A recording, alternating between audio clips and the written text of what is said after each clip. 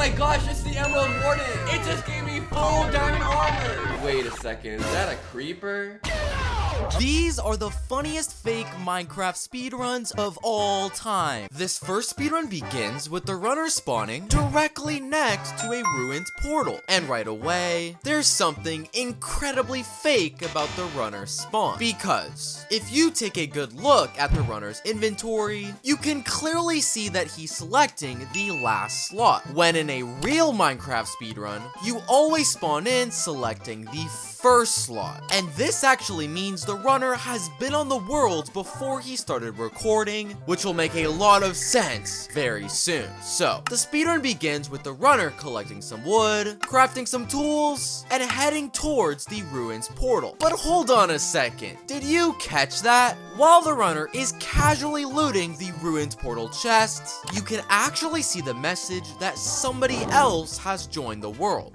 And not only is having multiple players clearly banned from a solo speedrun, but you're going to become incredibly familiar with this new player very soon. Well, the runner finishes looting the ruined portal chests, and without enough items to enter the Nether, he quickly makes his way towards a nearby village. And while the village itself is actually completely normal, the speedrunner has just cheated. Because let's rewind the footage to before the runner started searching for the village. If you look closely, you'll actually notice that the bottom of this tree has a single block of brown terracotta. And if we play the footage, notice how the runner has been following trees with this block all the way to the village. It's pretty obvious the runner marked out these trees to remind him which direction the village was located, hoping we wouldn't notice and thought the trees were completely normal. So, the runner enters the village, and thankfully, things appear to be completely normal, as the runner starts off by collecting a handful of beds, and when killing the iron golem, he gets a normal amount of ingots. But things start to get suspicious when the runner enters this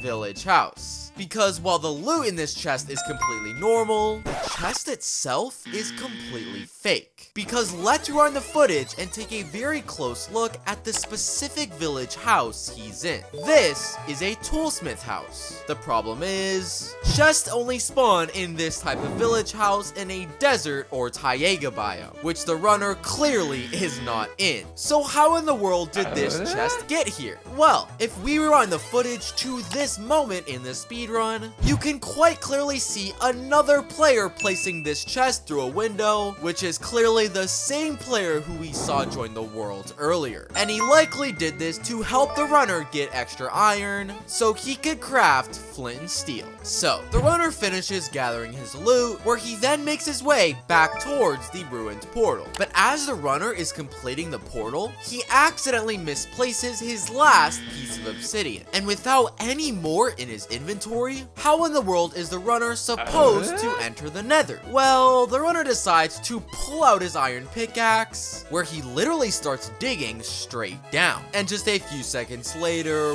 what? He digs all the way into the Nether, even though we clearly never saw him light a ruins portal, and his flint and steel hasn't even been touched. So while it's pretty obvious this is fake, I have no idea how that just happened.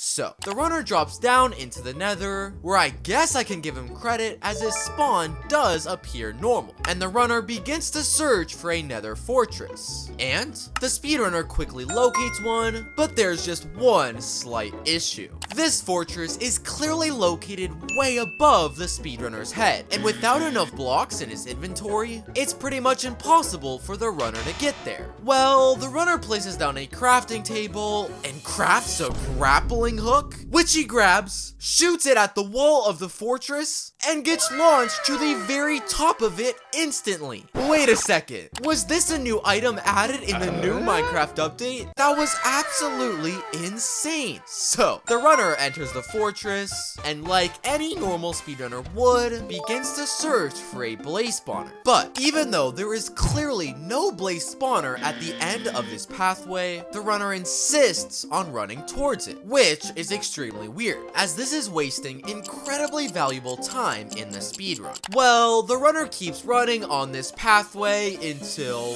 what? A blaze spawner quite literally appears out of thin air. Wait a second. Is that even possible? Well, if you rewind the footage and pause it at this frame, we're given a very big hint as to how in the world this could have happened. Because we actually see this same player we saw earlier in the run holding a very weird type of axe. And if you replay the moment when this blaze spawner appeared out of nowhere, you can see this exact same axe directly next to it. So this is what happened. The speedrunner's friend, who has clearly been helping him cheat, drank a potion of invisibility to hide his identity. And this strange Minecraft axe somehow has the power to spawn in a blaze spawner, which is why we saw it appear at the exact same moment that the blaze spawner did. This speedrun is insane. So, after literally seeing a blaze spawner appear out of thin air, the runner immediately begins to fight some of the blazes. And after about a minute, the runner collects 7 blaze rods, the standard amount a speedrunner needs to continue the run. But let's run the footage and take a closer look, because the speedrunner actually just cheated. Because while the runner is casually fighting blazes, it appears as though he accidentally mines this block. And somehow, when the runner breaks the block, it actually drops a blaze rod? And I'll replay the footage. There are no cuts, no editing. This blaze rod quite literally just came from a block of nether brick. So it's pretty obvious the runner messed with the game files and hoped we wouldn't notice him get a blaze rod from a literal block.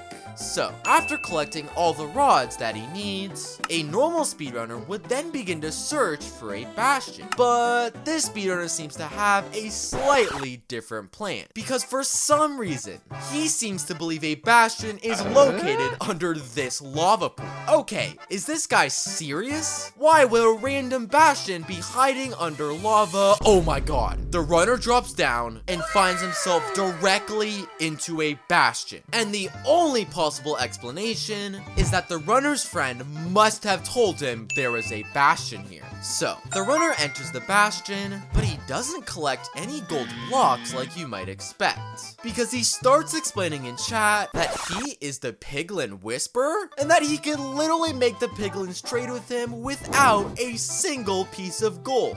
And that's when he starts saying this. Dear Piglin gods, I don't have gold, but I hope my aura will be enough for you to trade with me. Did this guy just claim his aura will cause the Piglins to trade with him? Okay, he has to be joking. No way that prayer actually worked. Oh my gosh. The Piglins actually start trading, and you can see they are literally trading with nothing. Look, the runner hasn't collected a single piece of gold, and the Piglins' hands are literally empty. Yet they start to give the runner a bunch of overpowered items. Okay, does this speedrunner actually have some magical aura? So, after a few more trades with the Piglins, the runner collects his ender pearls and needs to head back towards the overworld. The only problem is, the runner only has 8 blocks of obsidian, which would make him just 2 blocks short of completing the portal. But the runner still insists on building the portal. Okay, you gotta be kidding me. The runner makes the world's goofiest looking portal that is literally impossible to light as it's way too small. Okay, this guy has to be pranking us. This clearly isn't going to work. Oh my gosh, it actually worked. And I'm gonna be honest, I have zero idea how the runner just pulled that off. So, after somehow lighting a portal that is literally too small, the runner spawns back into the overworld. And right off the bat, the speedrunner cheats yet again, as we can clearly see the command of a player giving himself water breathing that he accidentally forgot to cut out. But why in the world would the runner need a water breathing potion? Well, the runner starts throwing his Eyes of Ender, where it may look like he's trying the popular technique known as triangulation. But if you're actually paying attention, it's pretty obvious he isn't actually following any of the Eyes of Ender that he throws, and instead makes his way towards this random ocean. And do you remember how the runner accidentally revealed he had water breathing just a few seconds ago? Well, the runner jumps into the ocean, where he finds a secret underwater tunnel heading straight towards the Stronghold. But that isn't even the worst part, because as the runner is swimming in this tunnel, something incredibly suspicious happens. Because there's a clear cut in the recording at this part of the footage, as the Eyes of Ender in his inventory jump from 7 to 9. And when the runner finally enters the Stronghold and locates the end portal room, 9 Eyes of Ender is of course the exact amount he needs to complete the portal. It's pretty obvious the runner cut the video, went off camera to see how many pearls he would need for the portal, and pretend that nothing happened. But I'm still shocked at this underwater tunnel that the speedrunner found, which must have been built by his friend sometime off camera. So, the runner completes the portal, jumps in, and enters into the end, where thankfully, things appear pretty normal at first, with the runner getting the achievement for entering the end. And to add on, the Ender Dragon also still has full health. But as the runner is casually breaking one of the end crystals, oh my gosh. He literally finds a hole in the pillar, which actually reveals a secret ladder. Which of course, leads the runner to one of the most overpowered loot rooms I've ever seen in Minecraft. Because when the runner goes to check out what's in this chest, he finds some of the most overpowered items in Minecraft history, including a netherite sword that literally has strength 255. So, when the dragon perches and the runner pulls out this weapon, it's pretty obvious he destroys it. This next speedrun begins with the runner spawning directly next to a desert pyramid. And while there's technically nothing fake about the spawn, the odds of spawning directly next to a desert pyramid are between 1 and 3%, so this is definitely something to look out for. Either way, the run begins with the speedrunner collecting some wood, crafting a few tools, and moving towards the desert pyramid. There's just one slight issue. If you look at this specific part of the pyramid, there's actually one detail that reveals he's cheated. And that's the fact that these two blocks are red terracotta, when a real desert pyramid has orange terracotta. And this actually means the runner has been on the world before he started recording, which will make a lot more sense incredibly soon. So, the runner heads inside the desert pyramid. But hold on a second. Did you catch that? While the runner is entering the pyramid, you can quite literally see another player who is wearing a sandstone skin and trying to blend in. And not only does this mean the runner is on a multiplayer server, something banned from a solo speedrun, but make sure you remember this other player, as he's going to become a crucial part of the speedrun. So, the runner enters the pyramid, and after digging down and avoiding the pressure plate, he starts to loot the pyramid chests. And the first 3 chests he loots actually contain completely normal items. However, when the runner opens the 4th chest, take a look and see if you can spot which item here is fake. Well, I think it's quite clearly this rainbow slime ball in the top right corner of the screen. And not only does this item clearly not exist in vanilla Minecraft, but you're not going to believe how the runner uses it later in the run. So, the runner collects all of his loot, leaves the pyramid, and then manages to locate a nearby village. But that's when the runner sees, what? Is that a pillager outpost? Okay, hold on a second. This is quite simply impossible, as pillager outposts literally can't spawn inside of villages in Minecraft. So how did it get here? Well, if you rewind the footage all the way back to the beginning of the speedrun, you can clearly see another player on the right side of the screen. And not only is this the exact same player who is blending in with the desert pyramid, but take a look at the blocks in his inventory. Dark oak logs, a chest, and even cobblestone, which just so happen to be 3 of the exact same blocks that are a part of a pillager outpost. And this leads me to believe that while the runner was busy looting the desert pyramid, this other player was actually building an entire pillager outpost by himself. And this is made incredibly obvious when the runner goes to loot the outpost chests, because he finds some of the most important items to enter the Nether: obsidian, flint steel, and even fire resistance, which are all 3 items that can't even spawn naturally in this location. So, after collecting his loot from the outpost chests and killing the iron golem without an ounce of suspicious activity, you're probably expecting the runner to use his obsidian to craft another portal and head into the Nether. But before the runner does that, he decides he wants to loot the chest in this village house. And no, the loot in this chest isn't fake in the slightest, and actually contains some pretty useless items. But while the runner is looting it, let's take a quick look out of this window, where we can actually spot the runner's friend switch from a sandstone skin to a nether brick skin. But why in the world would the runner need to be wearing a nether brick skin? Just keep that in mind. Well, after looting the chest and collecting a few extra beds, the runner builds another portal and prepares to head into the Nether. But right before the runner is about to enter the portal, hold on a second. Are you seeing the absolute madness that is happening in the distance? Here, take a look. In the far and back right corner of the desert, you can see the runner's friend building a nether portal out of thin air. Wait a second. He's actually placing blocks of nether portal. There's no obsidian at all. And the nether portal block isn't even an item in vanilla Minecraft. I have no idea what's happening anymore. So, the runner finally enters the Nether, and right away, let's give him some credit, as he does get the achievement in the bottom left corner of the screen, and he clearly has the exact same items as he did in the Overworld. But as the runner is starting to search for a nether fortress, pause the footage at this frame, because there's one single detail that raises a big amount of suspicion. Do you see it? Well, look into the left side of the screen, where you'll actually spot a piece of warped fungus, which in itself isn't fake in the slightest, as it clearly looks the exact same as one you'd find in a real speedrun. Here's the problem.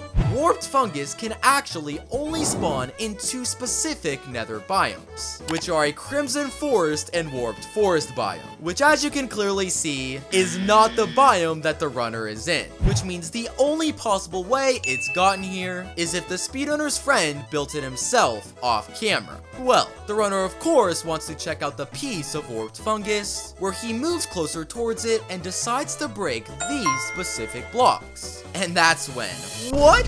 The runner uncovers a secret ladder under the fungus, which actually leads the runner directly into a nether fortress. And at this point, it's more than obvious the runner's friend located a fortress, built a secret ladder and warped fungus directly above it, and pretended like it spawned there naturally the entire time. But I just caught them cheating in 4K. So, the runner falls down into the fortress, where I can give him some credit for getting the achievement. However, the cheating starts to get downright hilarious at the nearby blaze spawner, because at a first glance, it may look like the runner is collecting blaze rods extremely quickly, and without an ounce of suspicious activity. However, do you remember how earlier in the speedrun, I pointed out the runner's friend switching from a sandstone skin to a nether brick skin? Well, when the runner turns around in the blaze spawner room, oh my gosh. You can literally see the runner's friend blending in with his surroundings once again. And just moments later, he accidentally reveals he's holding blaze rods in his hands. Meaning the only reason the runner was collecting blaze rods so quickly was because his friend was secretly throwing him extra while we weren't looking. So, after collecting 7 blaze rods, mostly coming from his friend, a normal speedrunner would then begin searching for a bastion. And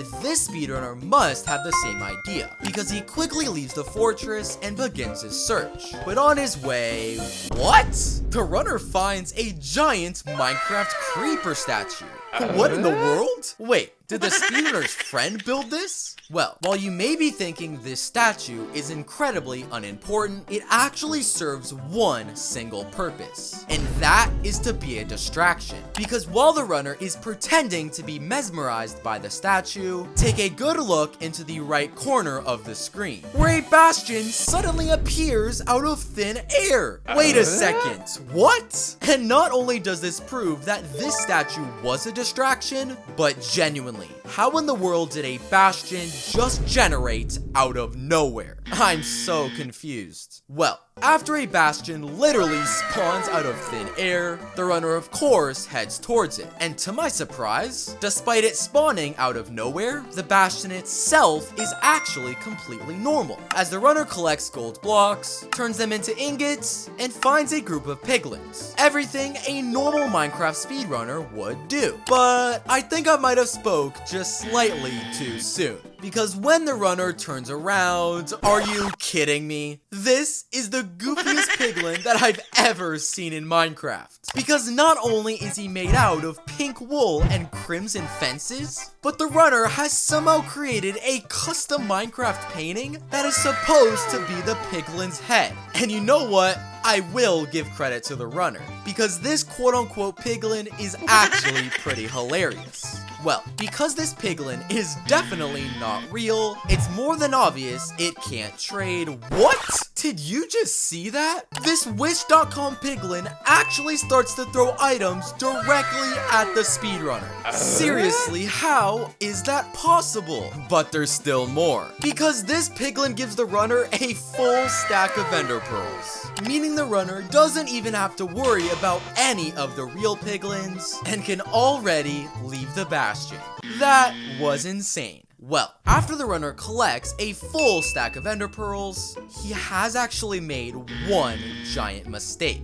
Because although he did get very lucky with his trades, you'll actually notice he didn't get that lucky with obsidian, because he notices that he only has 5 blocks, which is half the amount you need to build a nether portal. But this doesn't seem to be a huge problem for the runner, because he starts to build one of the goofiest looking portals that I've ever seen. Seriously, the speedrunner alternates between blocks of obsidian and pieces of blackstone. Is this guy new to Minecraft? This portal clearly won't work. Well, the runner insists on pulling out flint and steel anyway, where he tries to light the portal multiple times, but clearly can't. But that's when he starts to type in chat, claiming that he has an idea. What idea could he possibly have? There is physically no way he's going to light this portal. Well, do you remember back near the very start of the speedrun, when the runner found this rainbow slime ball in a desert pyramid chest? Well, the runner decides to pull out that item. And when he tries to light the portal this time, oh my gosh, he actually manages to light the nether portal despite half of the blocks literally being blackstone. And when he hovers over this rainbow slime ball, he actually reveals that it's called the magical portal igniter. Well, the runner somehow lights the portal, enters it, and makes his way back into the overworld. And right away, there's something incredibly suspicious about the speedrunner spawn, because let's replay the footage and take a very close look at what just happened.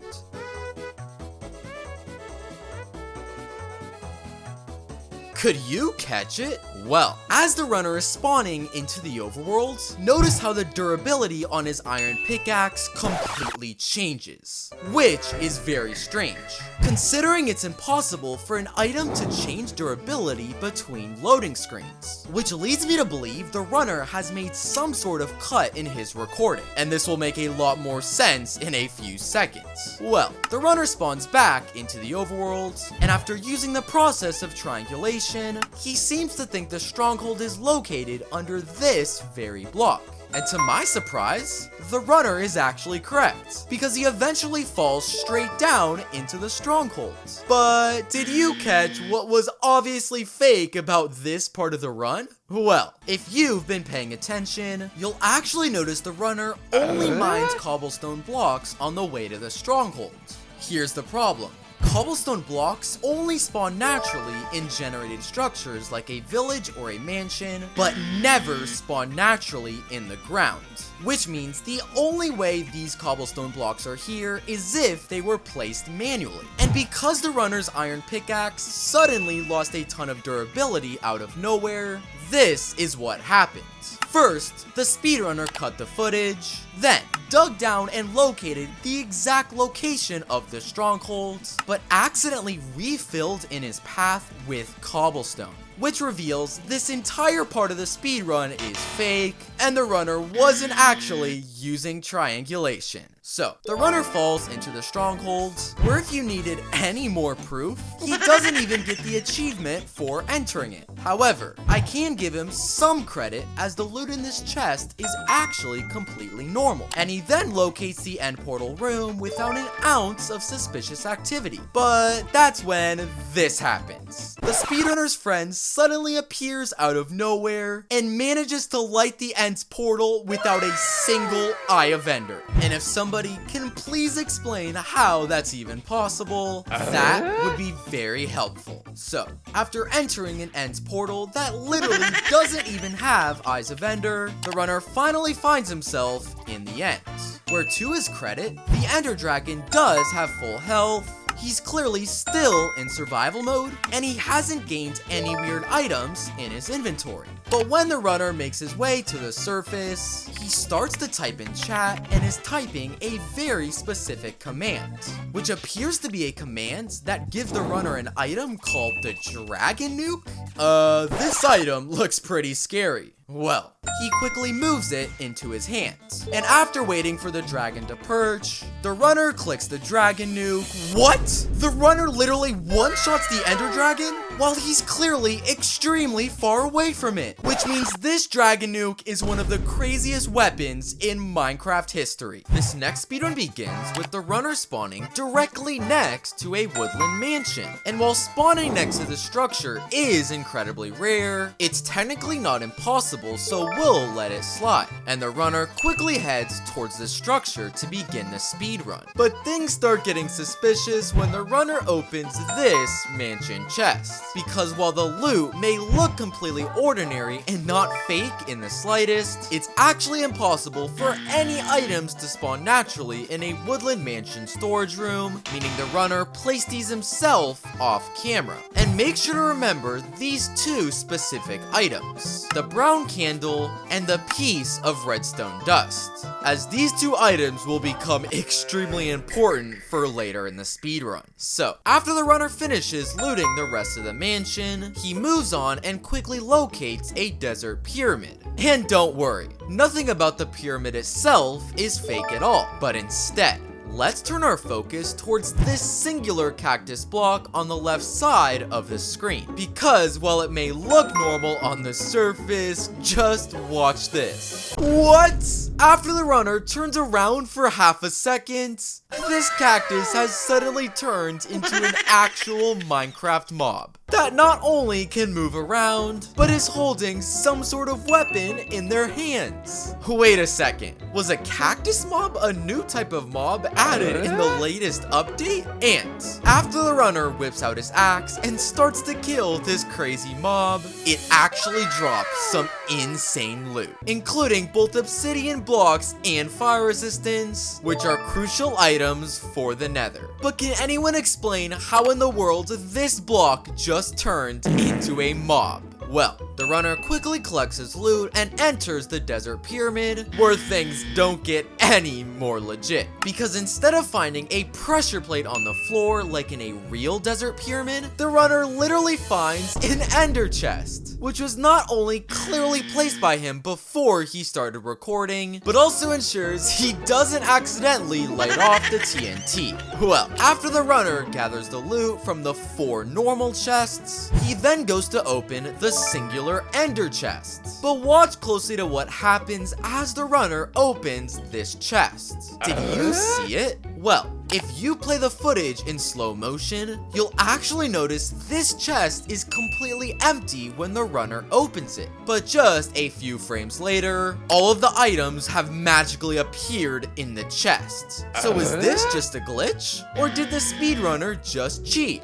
Well, it's important to note that ender chests have one special ability, and that's the fact that every ender chest in a single world are connected, meaning placing items in one ender chest basically places them in all ender chests. So the fact that these items appeared in the chest late leads me to believe there is another player off camera who also has access to an ender chest. And because all ender chests are connected, him placing items in a different ender chest would also place it in this ender chest. But because this other player did it just a few seconds late, I think he accidentally revealed he cheated. And while this technically isn't confirmed 100%, make sure you remember my suspicion for later in the run. Well, after collecting all of the loot from both normal and ender chests, the runner quickly leaves the desert pyramid and heads towards a ruined portal. But hold on a second, did you just catch how he cheated once again?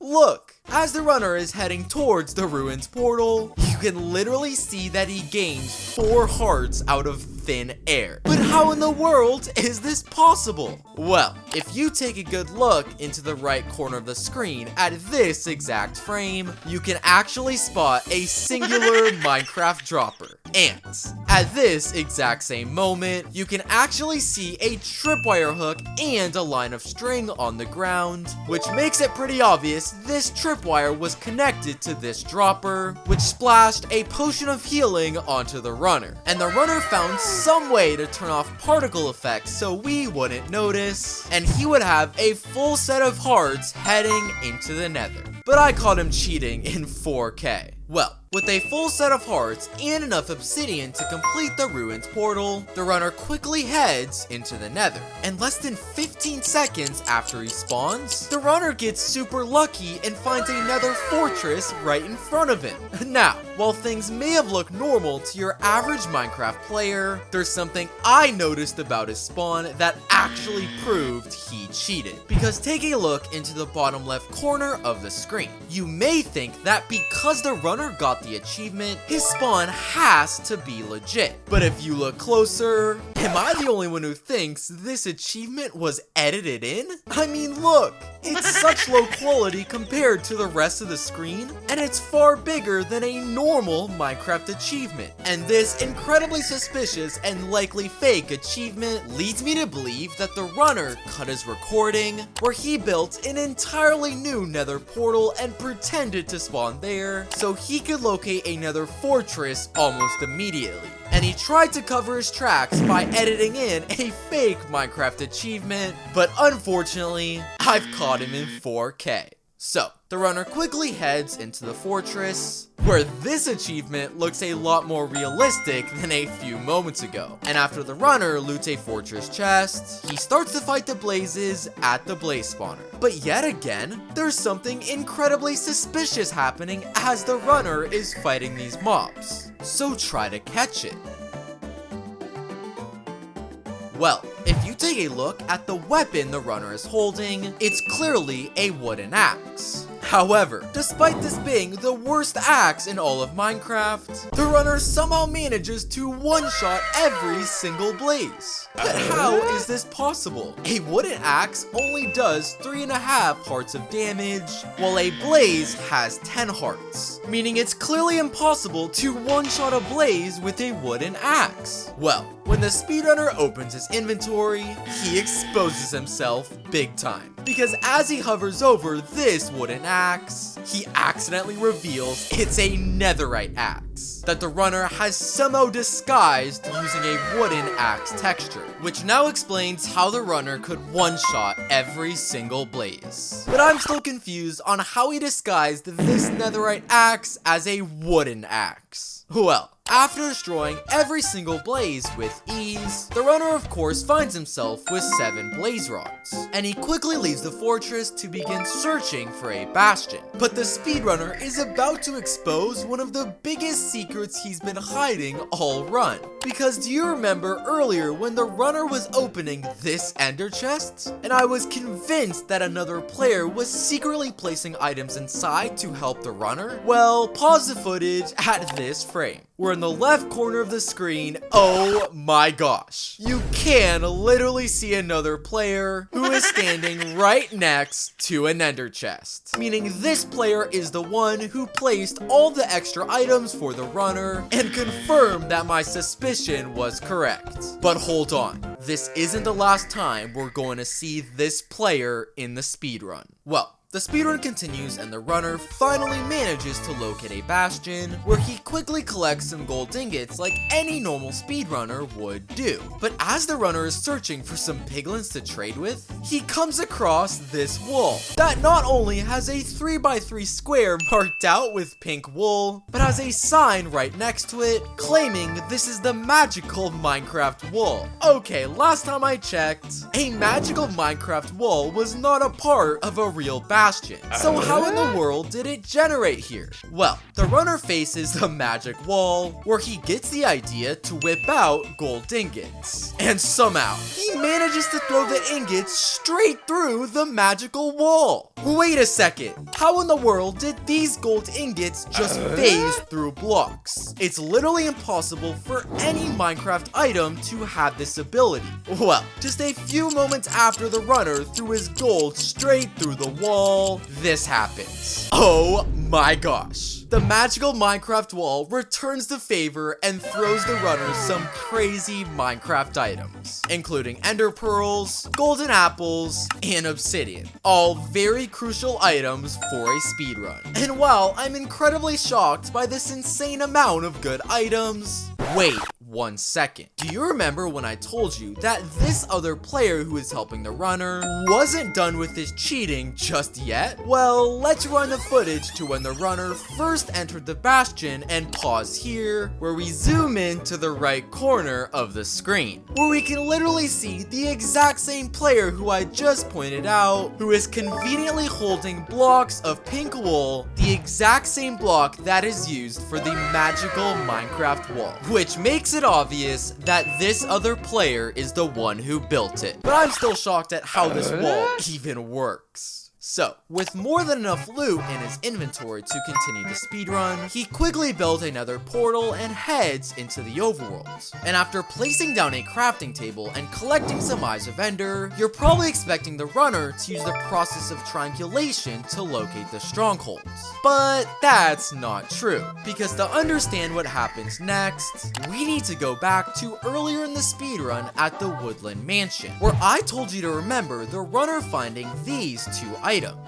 First, a single brown candle, and secondly, a piece of redstone dust. Well, instead of using the eyes of ender for triangulation like I mentioned, the runner grabs these two items and places them in a crafting table, where he crafts the stronghold locator? Okay, wait a second. Has this speedrunner managed to create custom Minecraft items? Well, the runner grabs the stronghold locator from the crafting table, and when he swings it, oh my gosh, a line of red wool quite literally appears on the ground out of nowhere, that the speedrunner is obviously intrigued by and starts to follow. And after following this red line for about a minute, it leads the runner to this exact block, which the runner starts to dig down at and eventually falls straight into the stronghold. Meaning this stronghold locator literally summoned a path leading the runner straight to a stronghold. Well, the runner of course falls directly into the strongholds, where I can give him some credit for getting the achievement. But out of nowhere, the runner decides to type /seed in the chat, which displays the exact Minecraft seed the runner is playing on. And moments after, we get the message that a player has left the world, likely being the player that we've seen throughout the run. And less than 30 seconds later, the speedrunner follows a very direct path straight to the end's portal room. But without using any technique like a real speedrunner would, how in the world did that just happen? Well, him typing /seed in the chat was clearly a part of how he cheated, because after finding out the exact seed of the worlds, he gave it to his friend who we've seen throughout the run. And after the friend quit the game like we saw in the chat, he loaded into a brand new Minecraft world using this exact Minecraft seed, where he managed to locate the exact position of the end portal room. And after locating the coordinates, he found some way to tell them to the speedrunner, which now reveals how he was suddenly able to locate the end portal room. They need to be better at hiding their cheating. So, the runner locates the end portal room, where he quickly lights the portal and spawns into the end. And I guess I can give him credit for the dragon still being at full health, and the speedrunner not gaining any more overpowered items in his inventory. But that still doesn't mean that this ender dragon fight is going to be normal, because the runner heads to the surface and stares at the dragon, where he quickly turns around for a brief second. But when he turns back to face the dragon, oh my gosh. The ender dragon has quite literally been killed in thin air. And I'll replay the footage, which clearly shows that the speedrunner didn't touch the ender dragon at all. This next speedrun begins and what? Did this speedrunner just spawn on a skyblock island? Okay, hold on. I guess it's possible that the world generated like this naturally, but after asking ChatGPT what it thought, this literally has a 1 in 64 trillion chance of happening. So right off the bat, I'm extremely certain that the speedrunner has cheated. Anyway, being that the runner is on a skyblock island, his first order of business is looting the skyblock chests, where he finds one singular item, a water bucket. Okay, does that mean that this guy's about to clutch? Oh! The speedrunner actually manages to water bucket clutch, where he finds himself directly in the center of a village. Okay, I know the spawn was completely fake, but let's ignore it, because this speedrunner just pulled off a crazy stunt. So, I guess the speedrun technically begins now, with the runner collecting some wood, crafting some tools, and heading back inside the nearby village. But there's something so obviously fake about this village, there's actually a chance you might have missed it. So take a good look one more time. That's right, despite this village being in a plains biome, the runner somehow finds a savanna village house. But not only that, the runner also finds a desert house, snow house, and even a taiga house. Which means this one village literally has 5 different types of village houses. So I have no idea how in the world the runner pulled this off. Well, the runner makes his way into each of the village houses, but only finds a chest in the desert one, where he actually finds some pretty standard loot. An iron sword, bread, a chain, and even a few pieces of iron. And while all of the loot in this village chest may seem innocent, it's actually impossible for a chain to spawn here naturally, which not only means the runner placed it himself before recording, but he's going to use this item later to do something insane. So, after collecting all the loot from the village chest, a normal speedrunner would then begin searching for a ruins portal. And the runner actually manages to find one. Hold on a second. Did you just see that? Okay, wait. I'll replay it in slow motion, because maybe my eyes are playing tricks on me.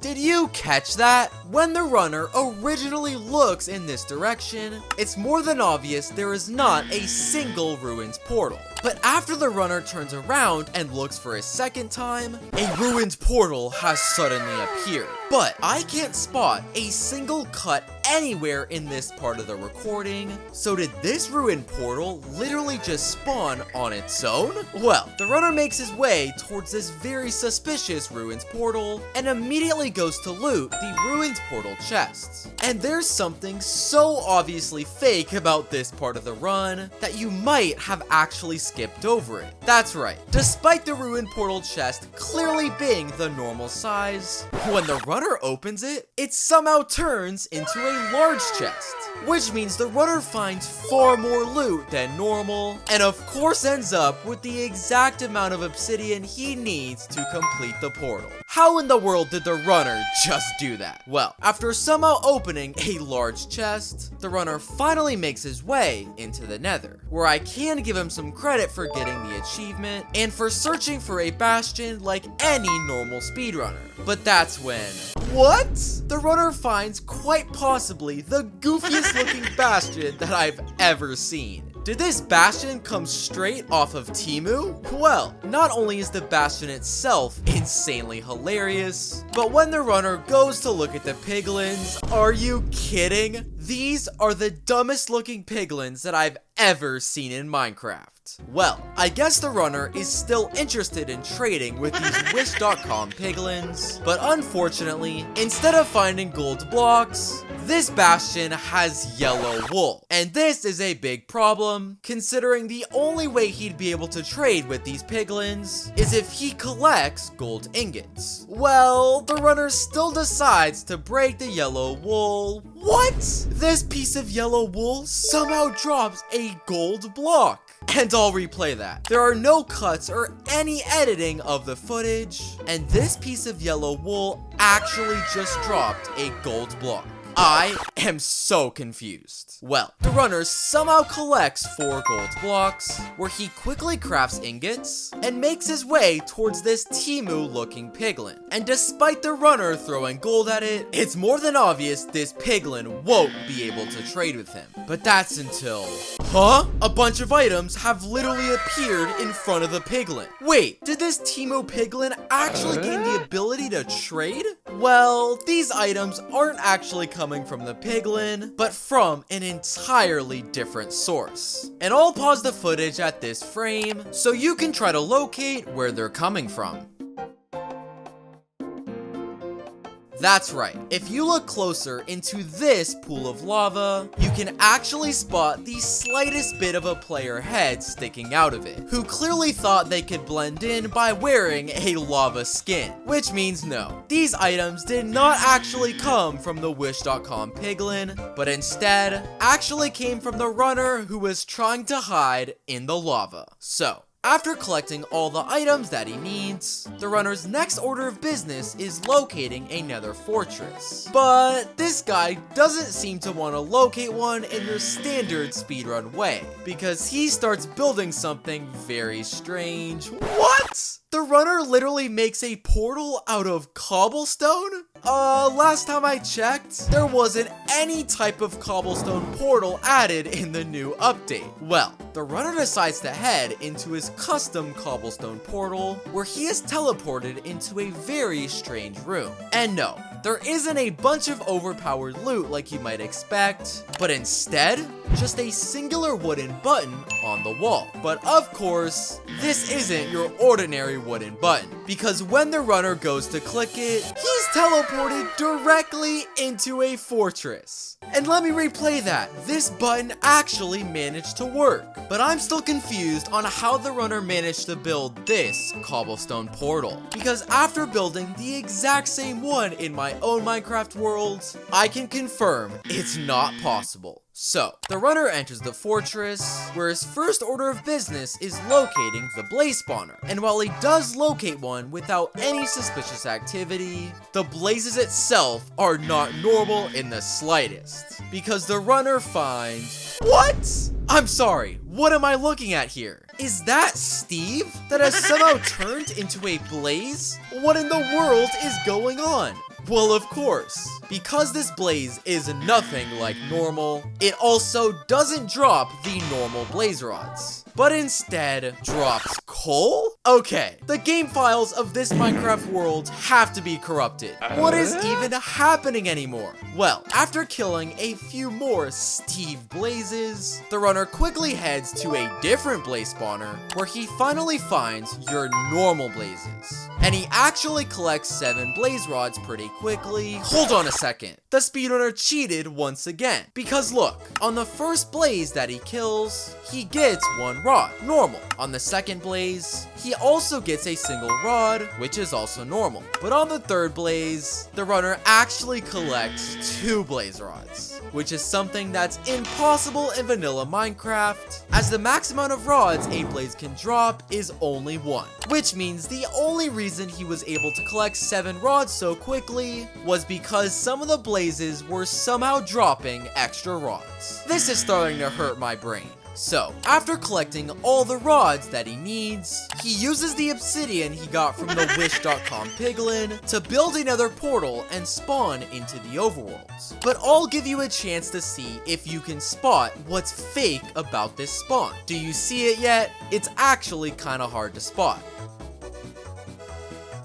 That's right, in a real Minecraft speedrun, when you spawn back into the overworld, it takes a few seconds for the world to generate in front of you. However, in this speedrun, literally everything has already loaded in the second the runner spawns back in, which leads me to believe he's made a cut in the recording. And this will make more sense in just a few moments. So, the speedrunner spawns in, where he quickly crafts Eyes of Ender, and by using the process of triangulation, he seems to believe the Stronghold is located under this very block, which to his credit, actually turns out to be right. Hold on a second. There's one extremely tiny detail about this part of the speedrun, which actually reveals that he has just cheated, and he wasn't actually using triangulation to locate the strongholds. Because pause the footage at this exact frame, and tell me if you can spot what is fake. Well, I'll give you a single hint. It has something to do with this beehive. So do you see it now? Well, if you're still confused, let me explain. Because while it is possible for a beehive to spawn naturally on an oak tree, it's actually only possible for a beehive to face one specific direction, which is when this part of the beehive is facing the direction of south. However, when it comes to the beehive in this speedrun, you can clearly see that very same spot is facing west, which means this beehive did not spawn here naturally, but was instead placed by the runner off camera. And the runner clearly did that for one specific reason, to remind him a stronghold was located under this exact area of blocks. So nice try, but I caught you cheating in 4K. So, the runner digs down, enters the stronghold, and starts to search for the end portal room. But after a bit of searching with no luck, the speedrunner gets impatient and places down a crafting table, where he manages to craft an item called the end portal generator? Okay, first off, I'm 99.9% sure this isn't a real Minecraft item, but secondly, what in the world could this item even do? Well, the runner makes his way towards an empty area of the stronghold, and when he places down the end portal generator, oh my gosh, he manages to summon an entire end portal out of thin air, which means all he has to do is grab his eyes, light the portal, and the runner is suddenly in the end. Okay, can anyone help me figure out what in the world the end portal generator is? Well, the runner spawns into the end, and before things start to get crazy, it's important to note his spawn does look legit, as the runner is clearly still in survival mode, and thankfully, the ender dragon still has full health. But when the runner makes his way to the surface, hold on a second. Do you remember near the very beginning of the speedrun, when the runner found a single chain in this desert village house, which is an item that actually can't spawn there naturally? Well, he uses that very item as the last piece in crafting the Nameless Blade, which is not only an insane looking Minecraft weapon, but there's no shot it's a real Minecraft item. Well, after somehow crafting this crazy weapon that I've never seen before, the runner has no problem one-shotting the Ender Dragon. That was insane. This next speedrun begins, and there's already something fake about it. Because if you look into the bottom left corner of the screen, you can clearly see the message of a player changing their game mode to survival, which not only means the runner was in creative mode before he started recording, but we're gonna find out what he was doing off camera very soon. So, the speedrun begins with the runner collecting some wood, crafting a few tools, and making his way towards a nearby village. Hold on a second. second. Did you just catch that? Here, I'll replay the footage and see if you can spot what just happened.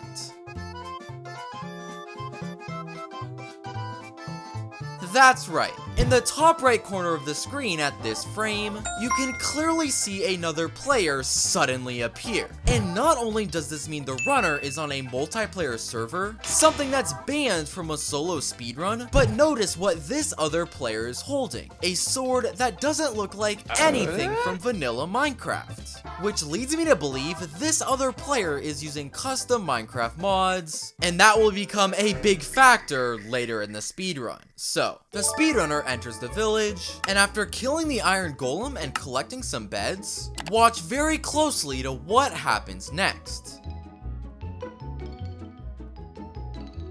Did you see that? While the runner is making his way around this corner of the village, you can actually spot the runner's friend holding a block of obsidian. And while that may not seem too suspicious on its own, let's take a listen to his audio to figure out what's really happening. As you can very clearly hear, there is a sound of blocks of obsidian being placed. And because the runner's friend was just holding obsidian, it's obvious he was the one who was placing it. So keep this in mind for later in the run. So, the runner loots one more village chest, and after collecting a few extra beds, he then makes his way towards this ruined portal. And I'll pause the footage here, because there's one tiny detail about this portal that's actually fake.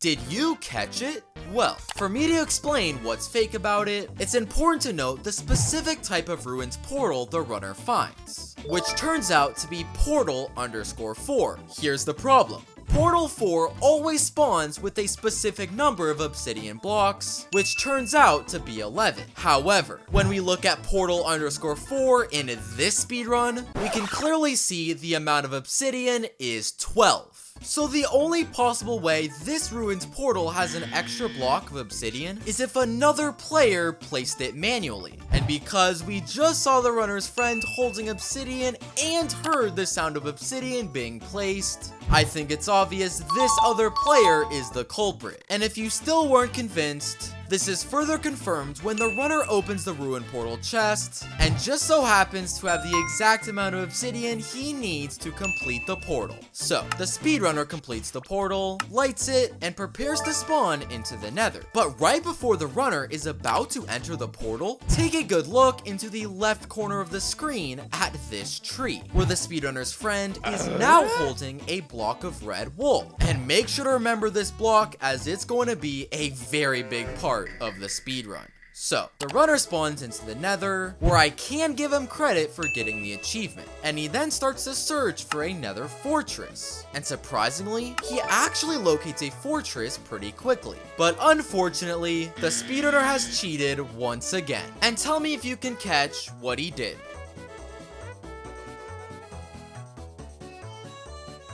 Did you catch it? Well, if you pause the footage at this frame, you can clearly see a piece of red wool on this wall, which is oddly the exact same block his friend was holding just a few moments ago. And if you play the footage, the runner was clearly following blocks of red wool directly to a fortress, which means the speedrunner's friend was placing these blocks of red wool off camera as a way to direct the runner straight to the fortress. So, the runner enters the fortress, where he doesn't even get the achievement for entering into it, and while he is casually searching for the blaze spawner, what? Take a look at the chat. A message suddenly appears claiming that a player has morphed?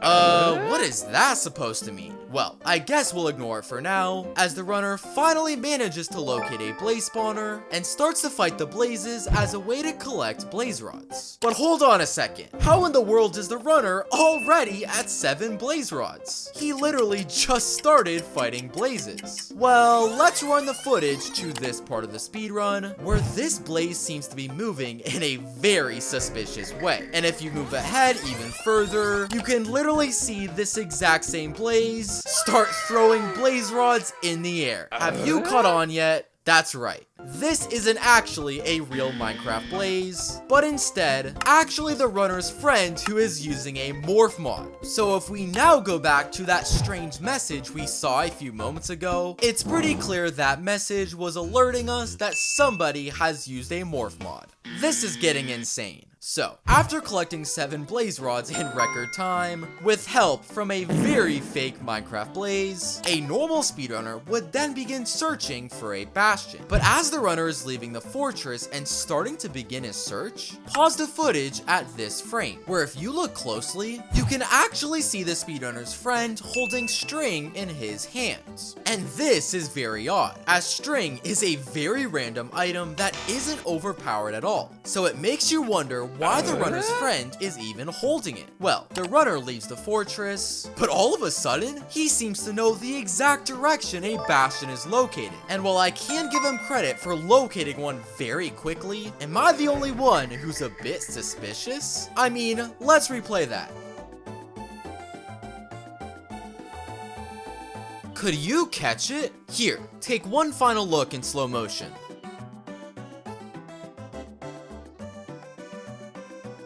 You see it yet? Well, if you pause the footage at this frame, let's take a good look into the top left portion of the screen, where you can literally see a line of string floating in the air. And so if you play the footage this time, it's now obvious that the runner has been following floating string all the way to the bastion. And because I literally just pointed out his friend holding string a few moments ago, it's pretty obvious he was the one who made this string path, as he was directing the runner straight to a bastion. So, the runner enters the bastion, but things don't get any better, because watch closely to what happens as the runner is mining this gold block. Huh? Despite the runner clearly mining a piece of gold, it somehow drops a diamond block? Wait, what? But that's not all, because after placing down a crafting table and inserting this diamond block, it somehow gives the runner gold ingots, and to be exact, a full stack of gold ingots. What is going on? And just to make sure I wasn't going crazy, after testing this out in my own Minecraft world, I can 100% confirm a diamond block doesn't give gold ingots. I mean, obviously, how is this possible? Well, after turning a diamond block into a full stack of gold ingots, the runner starts to trade with a group of nearby piglins. And no, nothing about these piglins are fake in the slightest, but there's actually something else that's incredibly suspicious at this part of the speedrun. Because if you look at the top portion of the screen, it appears as though blocks are disappearing in thin air. And due to the fact that another player has been helping throughout the speedrun, my guess is he's the one breaking these blocks, while he's hiding his identity with a potion of invisibility. But how could breaking a few blocks possibly help the runner? Well, once the speedrunner is done with his trades, and has collected all the pearls and obsidian that he needs, he makes his way towards the exact same area where his friend was breaking blocks. And as you can see, his friend has clearly marked out the shape of a nether portal. So when the runner places his obsidian in that exact spot and goes to spawn back in the overworld, oh my gosh, he is somehow teleported directly into the Stronghold. And now it makes a lot more sense as to why his friend was breaking these specific blocks. So, the runner enters the Stronghold, but unfortunately, the cheating doesn't stop there. Because when the runner locates the end portal room, notice how the portal has spawned with 2 Eyes of Ender. Got it? Well, the speedrunner turns around to check his inventory, when all of a sudden, what? The speedrunner literally starts playing Roblox? Did he forget that he was in the middle of a Minecraft speedrun? Well, I guess he couldn't resist playing Roblox, and after wasting a ton of valuable time, the runner finally returns to the speedrun. But when he goes to fill the portal, hold on a second. Do you notice what's incredibly fake about this part of the speedrun?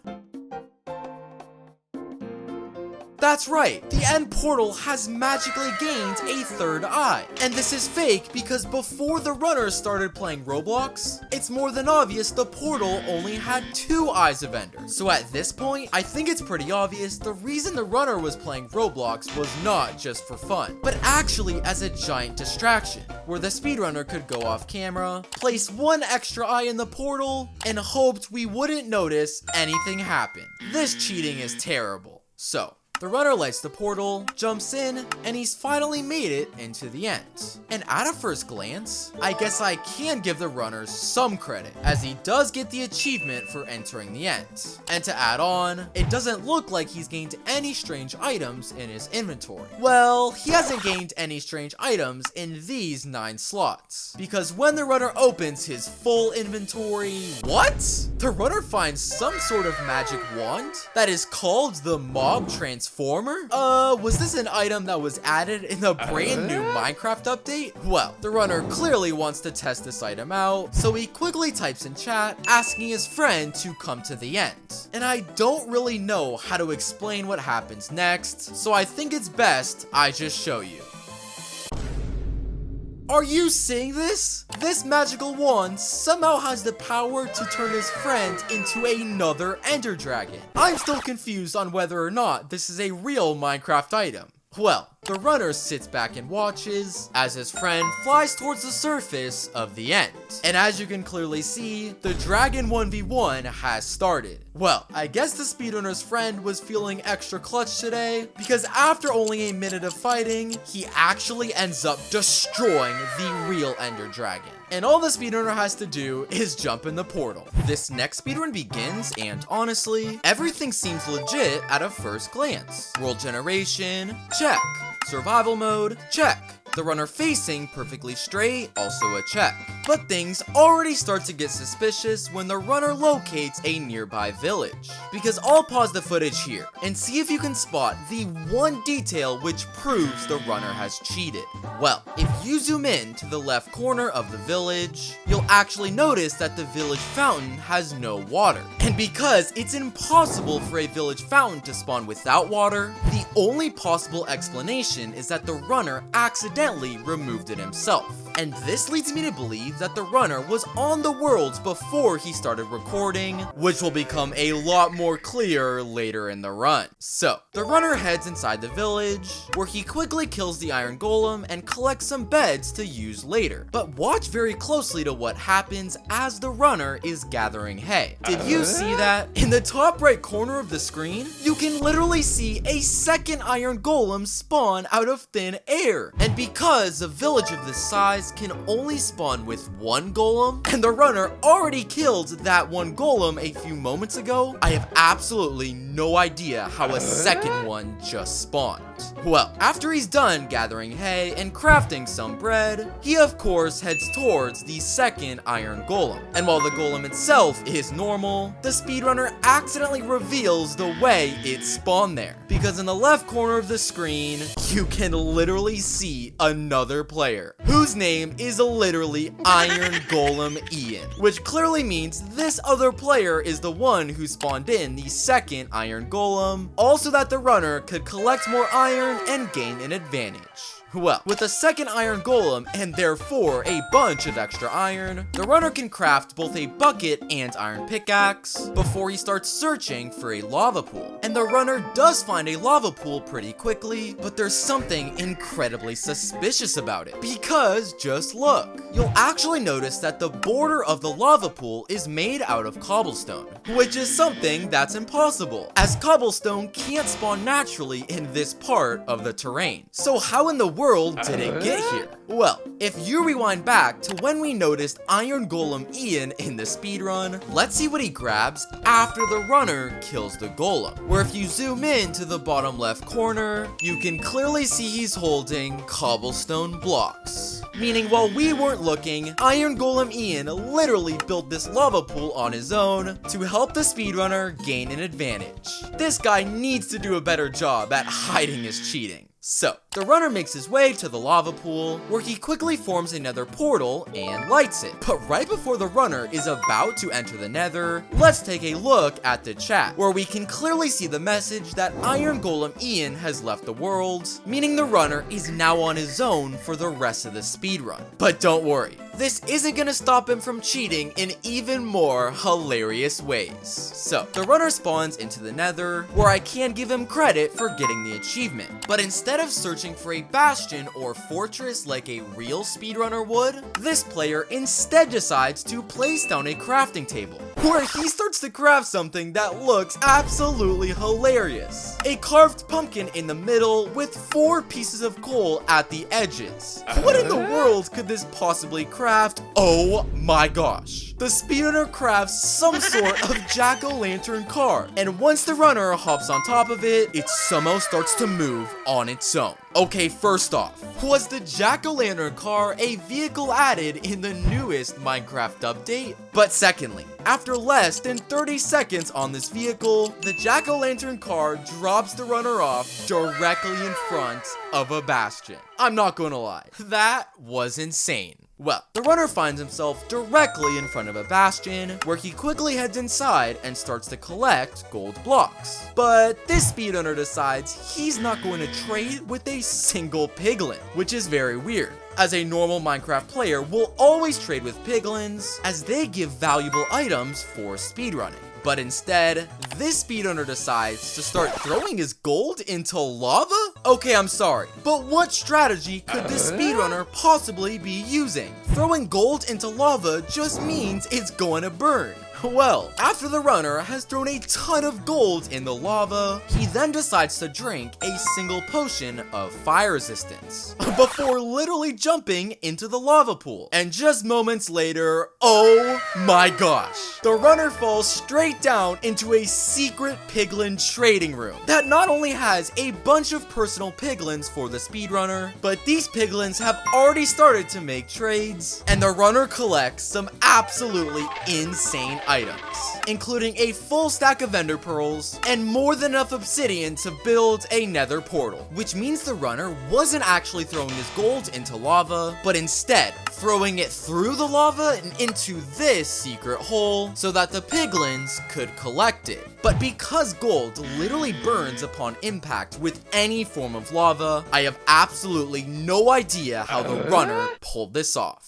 So, the runner collects all of his loot from the piglins in the secret trading room, where he quickly leaves the bastion and starts to search for a fortress. And while he does locate one pretty quickly, he still has a bit of a problem, as this fortress is located on the opposite side of a giant lava pool. And because the runner barely has any blocks in their inventory, how in the world is he supposed to get here? Well, the runner decides to place down a single crafting table, where he decides to craft an umbrella? Okay, wait a second. Is an umbrella even a real Minecraft item? This speedrunner has crafted some of the craziest things. Well, the runner quickly grabs the umbrella from the crafting table and equips it, where he starts to walk directly on the lava without taking a single lick of damage? Wait a second, how is this possible? He isn't even using fire resistance at all. And after walking on lava for a few more moments, the runner is able to dig up all the way into the fortress. And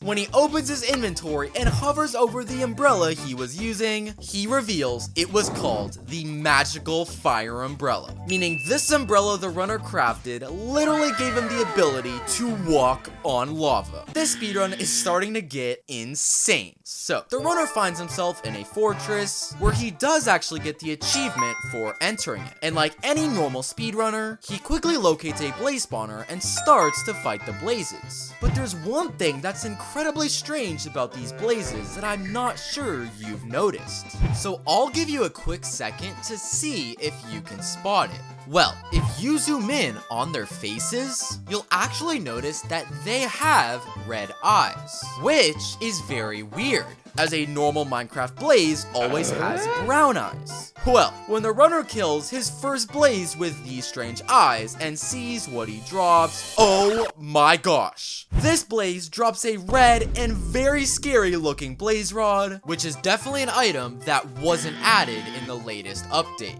Well, despite these blazes chooses dropping some very strange looking blaze rods, that doesn't seem to bother the runner one bit, as he collects 7 of them without hesitation and immediately leaves the fortress. But without normal blaze rods, how in the world is the runner supposed to make blaze powder, which is a crucial item in crafting Eyes of Ender? Well, right before the runner is about to build a nether portal and head into the overworld, he places down a crafting table, where he combines 7 of the red blaze rods with 7 gold ingots, which somehow creates normal blaze rods. And if someone can explain whether or not this is a real crafting recipe, that would be very helpful. So, with standard blaze rods and enough ender pearls, the runner quickly built another portal and heads into the overworld, where a normal speedrunner would then begin searching for a stronghold. However, despite the runner just collecting normal blaze rods and having a bunch of pearls, he doesn't seem to want any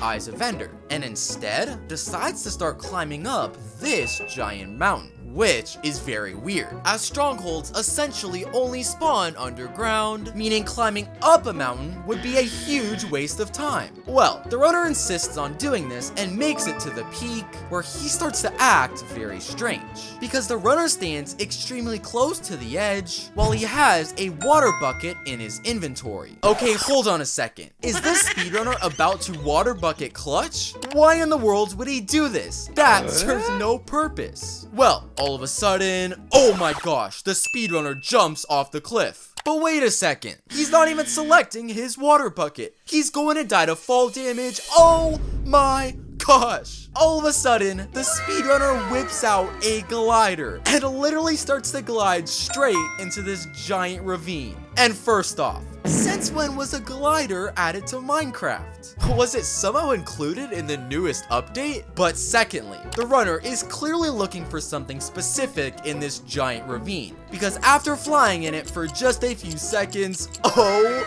my gosh, the runner manages to find an exposed stronghold in the ravine, meaning despite him not crafting a single Eye of Ender, he's going to be able to locate the End's portal. And while that was insane, I'm still confused on whether or not a glider is a real Minecraft item. So, the runner flies towards the stronghold, where he immediately locates the End's portal room. But right before the runner is about to light the portal, did you just see how he cheated? Here, I'll replay the footage in slow motion.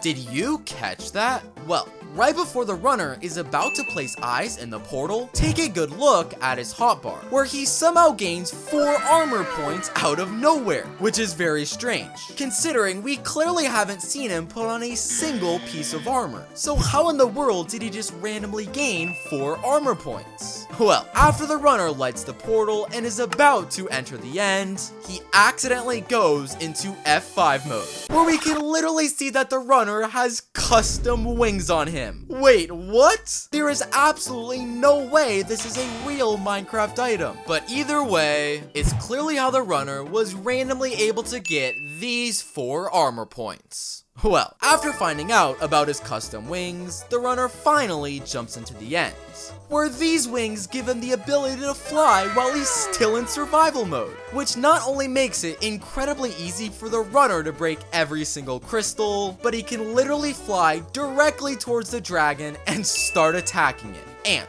while the runner is still in midair, he actually manages to kill the dragon.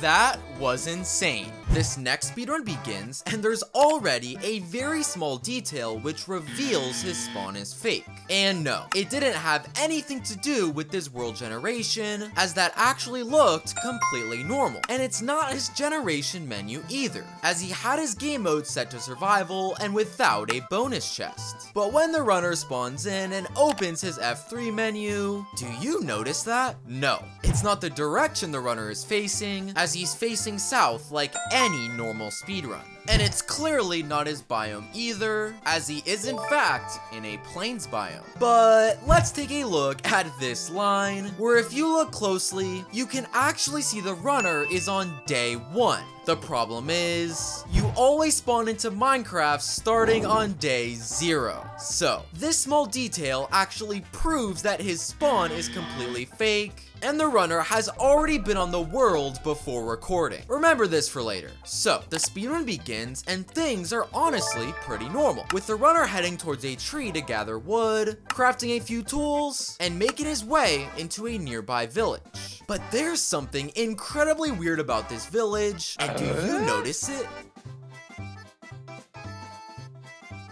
That's right, there doesn't seem to be a single villager anywhere in this village, which is something that's only possible in an abandoned village, which is clearly not the type of village this runner is in. Well, when the speedrunner opens his inventory, notice this incredibly strange golden axe in the top right corner. And first off, it's obvious the runner didn't craft this on camera, as we haven't seen him collect a single piece of gold. But secondly, when the runner hovers over it, what? This golden axe is called the Villager Vanisher? Which not only means the reason this village has no villagers is because of this runner's crazy item, but that is likely what the runner was doing off camera before he started recording, which explains the fake world generation. But I'm still confused on how in the world the runner even crafted this item. There's no way it's real. So, after accidentally exposing his custom secret weapon, the speedrun continues with the runner collecting some beds, gathering some hay, and going to loot this village chest. But hold on, rewind that footage. Did this guy literally just pass an entire diamond village house? Okay, first off, I think it's more than obvious a diamond house doesn't spawn naturally in any type of village.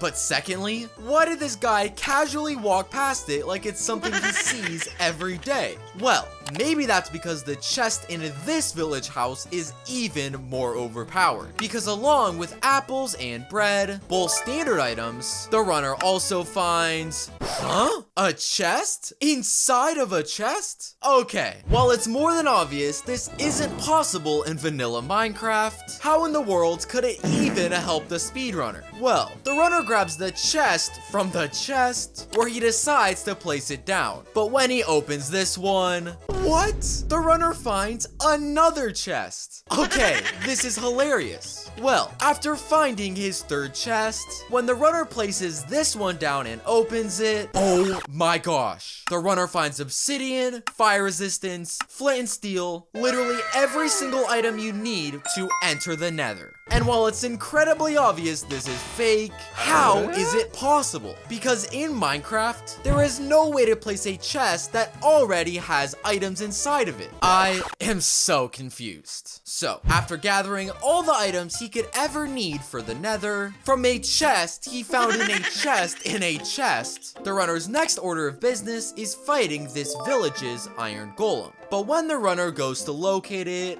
what?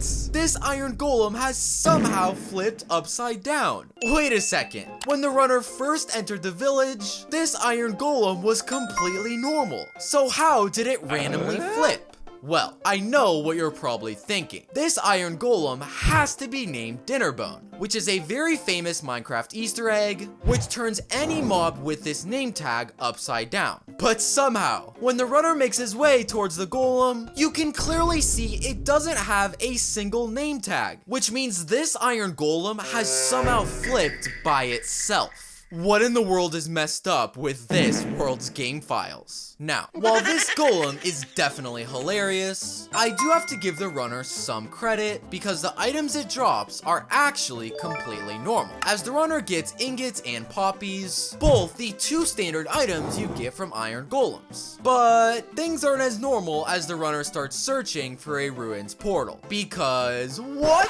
As the runner is clearly running in an empty plains biome, a ruined portal suddenly just spawns out of nowhere. Alright, first off, I think it's obvious there is no Minecraft feature that randomly makes structures appear. But secondly, I also don't see a single cut in the recording. So the only explanation is that it did somehow happen in game. Okay, was this a part of the new Minecraft update? Well, the runner heads towards this magical ruins portal, but the craziness doesn't end there, because instead of finding your average ruined portal chest, the runner finds a red chest. And not only is the outside of this chest red, but when the runner opens it, literally every single item inside is also red. Redstone, bricks, mushroom blocks. How in the world did this chest spawn here naturally? Now, while this chest may seem very innocent and just a way to make us laugh, notice how the runner only grabs one single item from it, which is this redstone torch. And that is incredibly suspicious, so remember this item for later in the speedrun. So, with only red items in this chest, the runner pulls out the loot he got from the other chest and quickly finishes building the ruined portal. And while his spawn into the Nether actually appears to be pretty normal, as the runner spawns in facing the exact same direction he was in the overworld. But what the runner does next is not normal in the slightest, because he starts typing in chat /duplicate. Alright, hold on. What in the world could the runner be trying to duplicate? He doesn't have any overpowered items. But secondly, I think it's obvious this is not a real Minecraft command.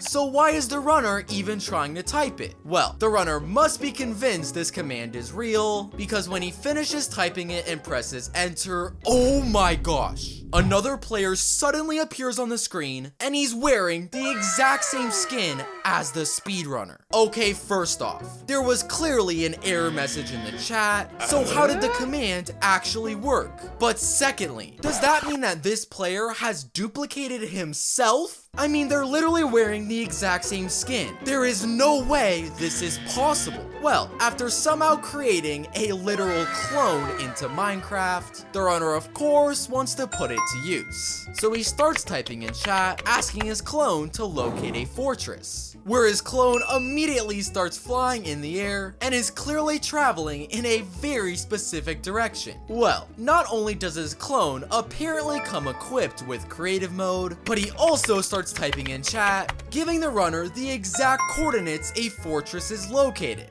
You know what? I gotta give credit to the clone. At least he actually located a fortress. Well, even though the runner has literally been given the exact coordinates to a Nether fortress, he's apparently too lazy to search for it himself. So do you remember how just a few moments ago, I pointed out how the runner only collected a redstone torch from the red chest? Well, the runner quickly pulls it out and makes his way to this suspicious block of soul sand. And when he places it, a trapdoor suddenly opens up, revealing a pressure plate. And when the runner jumps on the pressure plate, they're teleported directly into the fortress, which is of course located at the exact coordinates given by the clone. What in the world is going on? So, after somehow teleporting directly into a fortress, I can give the runner a bit of credit for getting the achievement. But the runner does seem to be having a bit of trouble in his search for a blaze spawner room. And this is a big problem, considering that's the only way to collect blaze rods, a very crucial item in Minecraft speedrunning. Well, this is when the runner's clone suddenly appears back on screen. And out of nowhere, he literally morphs into a blaze right in front of the speedrunner. Okay, let's replay that. How did his clone get the ability to transform into a blaze? Well, being that there is a blaze right in front of him, I guess the runner doesn't need to look for a blaze spawner, and instead pulls out his axe and literally starts attacking his clone. And just a few seconds later, when he kills it, oh my gosh, the runner's clone literally drops an insane amount of blaze rods, 4 stacks to be precise. Which means despite the runner not finding a single blaze spawner, he now has more than enough to continue with the speedrun. But I'm still curious about how in the world his clone just transformed into a blaze. So, with more blaze rods than any player would ever need, a normal speedrunner would then begin searching for a Bastion. But I think this speedrunner has a slightly different idea. Because what? His friend suddenly appears out of the ground. Alright, hold on. I'm pretty sure the runner literally killed his clone while he was ablaze. How in the world is he already back from the dead? Well, I guess the clone has somehow been reincarnated, and the runner slowly makes his way towards it. And then suddenly, What? The runner somehow stacks on top of his clone. Okay, hold on a second. Since when was there a stacking mechanic in Minecraft? But that's not all, because the runner's clone starts to move in a very specific direction, eventually leading the runner directly to a bastion. And I'm sorry, I wish I could explain how in the world the runner just did that. So, after the runner's clone leads him directly to a bastion, the runner has one massive problem. This bastion is clearly on the complete opposite side of a giant lava pool. And without any ender pearls and hardly any blocks, how is the runner supposed to get there? Well, the runner suddenly decides to whip out an anvil. Hold on a second, since when did he have an anvil? And immediately places a pair of leather boots inside. Alright, what could this guy possibly be doing? Well, the runner places the leather boots in the anvil, where he decides to rename them lava boots. Okay, don't tell me this guy thinks these boots will allow him to walk on lava. Well, the runner does in fact create the boots, puts them on, and literally starts walking directly on lava. And not only that, but he doesn't take a single lick of fire damage, allowing him to make his way directly into the bastion. Okay, let me replay that. You can clearly see the runner is actually walking on this lava. How in the world is this even possible? And just to confirm I wasn't going crazy, I made my very own lava boots in my own Minecraft world,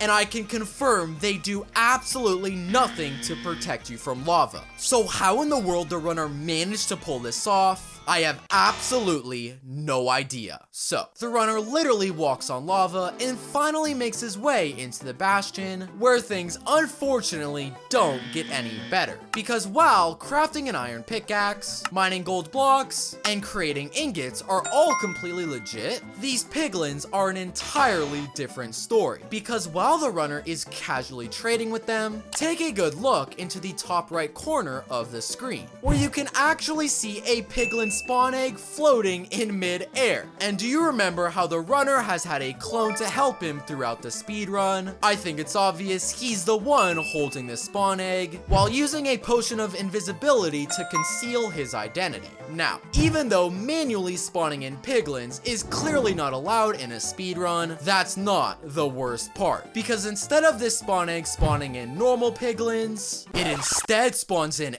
emerald piglins? Alright, hold on a second. Was this part of an update that I missed? Well, not only are these piglins clearly not like the rest, but when the runner tries to throw gold at them, they don't even accept it, which I guess makes sense, considering they are emerald piglins. Well, this is when the runner opens his chat and starts typing in a command to give him a full stack of emeralds. And when he throws this item at the piglins, that is when they actually start to trade with him. I'm so confused that I don't even know what to say. Well, after throwing emeralds at emerald piglins, the runner starts to get some pretty decent traits, including fire resistance, ender pearls, and even enough obsidian to build a nether portal. But while the runner is doing this and preparing to leave the nether, let's take a look into the right corner of the bastion, where you can clearly see the runner's clone holding a golden hoe. Remember this for later. So, the runner finally spawns back into the overworld, where his first order of business is crafting some eyes of ender. And it looks like the runner is actually using the process of triangulation to locate the position of the strongholds. But after only throwing one eye of ender, the runner seems to believe a stronghold is located under this very block. Come on, that's impossible. Triangulation requires 2 eyes of ender to work, and the runner has clearly only thrown one. Well, the runner insists on digging down at this exact spot. Alright, there's no way he finds it. Oh my gosh, the runner falls directly into the strongholds. Okay, how in the world is that possible? Now, I know you're probably shocked and think this speedrunner is some sort of genius, but there's one crucial detail which reveals it's all fake.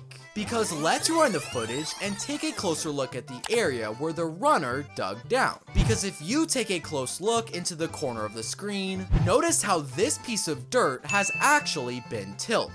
And do you remember how just a few moments ago, I pointed out the runner's clone holding a golden hoe? I think it's obvious the runner's clone used that very item to till this piece of grass. And he did that to remind the speedrunner a stronghold was located under this area of blocks. So no, he didn't actually locate the stronghold himself, but instead, his clone pointed it out for him. This cheating is terrible. So, the runner makes his way into the strongholds, and while I can give him credit for finding a completely normal stronghold chest, the end portal room is a completely different story. Because, why is the room made out of diamonds? Was there a new diamond end portal room that was added in the new update? And, not only is the room built out of diamonds, but when the runner goes to light the portal, oh my gosh, the portal turns into diamond as well. Was this also added in the new update? Well, the runner jumps in the diamond end portal, and I guess things may seem standard at a first glance, as the ender dragon clearly has full health, and the runner hasn't gained any strange items in his inventory. But when the runner breaks out, oh my gosh, the end has also turned into diamond. Now, after seeing the end portal room, the portal itself, and the end all being made out of complete diamonds, I think you can guess what the dragon is made out of. What? Instead of diamond, the ender dragon is instead made out of sand. Okay, the dragon must have been the only thing to miss the new update. Well, with a dragon that is quite literally built out of sand, it's not a surprise that the runner pulls out his fist and manages to one-shot it. That was hilarious. This next speedrun begins, and right away, there's already something I noticed that's incredibly suspicious. And no, it has nothing to do with the runner's hotbar, as he's not only in survival mode, but also has 0 XP. And his world generation looked completely normal too, as the runner is facing perfectly straight. But take a good look into the right corner of the screen, where you can actually spot a stone axe on the ground, which leads me to believe the runner was on this world before he started recording and accidentally left behind this single item. And the runner being on the worlds before recording will become very obvious later in the run. So, the speedrun begins with the runner collecting some wood, crafting a few stone tools, and heading towards a nearby shipwreck. But wait a second, pause the footage. Do you see that? Look, on the top left portion of the shipwreck, you can quite literally spot a rainbow chest. And not only is a rainbow chest clearly not a real Minecraft item, but the reason the runner was on the worlds before he started recording was to clearly place down this overpowered chest. And now explains the leftover stone axe. Well, the runner builds up to the shipwreck, where he of course wants to check out the rainbow chest. And inside, he actually finds some pretty normal loot. Some iron ingots, some bread, an obsidian pickaxe. Wait, what? Was an obsidian pickaxe an item that was added in the new update? Well, whether or not this item is real isn't even the important part, because what happens next is absolutely insane. I'll play the clip. What? Using the obsidian pickaxe, the runner mines this block of gravel, and somehow obsidian pops out of it. Meaning this pickaxe has the ability to turn any block into obsidian. Okay, now I'm pretty sure that the runner created this custom item on his own. Well, after collecting all the loot from the shipwreck and collecting 10 pieces of obsidian with the obsidian pickaxe, the runner has more than enough loot and items to build a portal and enter the Nether. But watch closely to what happens as the runner spawns in. Did you catch it? Well, if we rewind the footage to before the runner enters the portal, notice how he's holding the obsidian pickaxe in his inventory. However, after the runner spawns into the Nether, he's now somehow holding a stone pickaxe. And because it's impossible to switch items while in a generation screen, this proves that the runner has made a cut in his recording. So, when the runner locates another fortress literally less than 15 seconds later, it's obvious that when the runner cut the footage, he went off camera and located a fortress, built an entirely new and different nether portal, and pretended to spawn there the entire time. Come on, man. Hide your cheating better. Well, the runner locates the fortress, where I guess I can give him some credit for getting the achievement. But unfortunately, despite searching for a decent amount of time, the runner simply can't seem to locate a blaze spawner. And this isn't good, as without blazes, the runner can't collect blaze rods, which is a crucial item in Minecraft speedrunning. Well, that's when he decides to type in chat, claiming that he's going to build his own custom blaze spawner, and proceeds to make one of the funniest and most random looking structures that I've ever seen. Okay, first off, I think it's more than obvious there is only one type of blaze spawner in Minecraft. But secondly, does this guy really think these random blocks will actually spawn blazes? Oh my gosh. This quote-unquote custom blaze spawner actually manages to start spawning blazes. But that isn't the only way he's cheated, because let's replay this part of the footage. The speedrunner has magically acquired a fire resistance potion, despite him not drinking a single one. But get this, he actually cheats one more time, because after killing the first blaze to come out of the custom spawner, the blaze somehow manages to drop 2 blaze rods, which is literally double the amount a normal blaze is supposed to drop, and clearly means the runner has messed with the game files of this world. So, after fighting a few more blazes at his custom blaze spawner, the runner manages to collect 7 rods, and then begins to search for a bastion. But I'm going to play this part of the speedrun, and let me know if you can catch what's fake about it. That's right.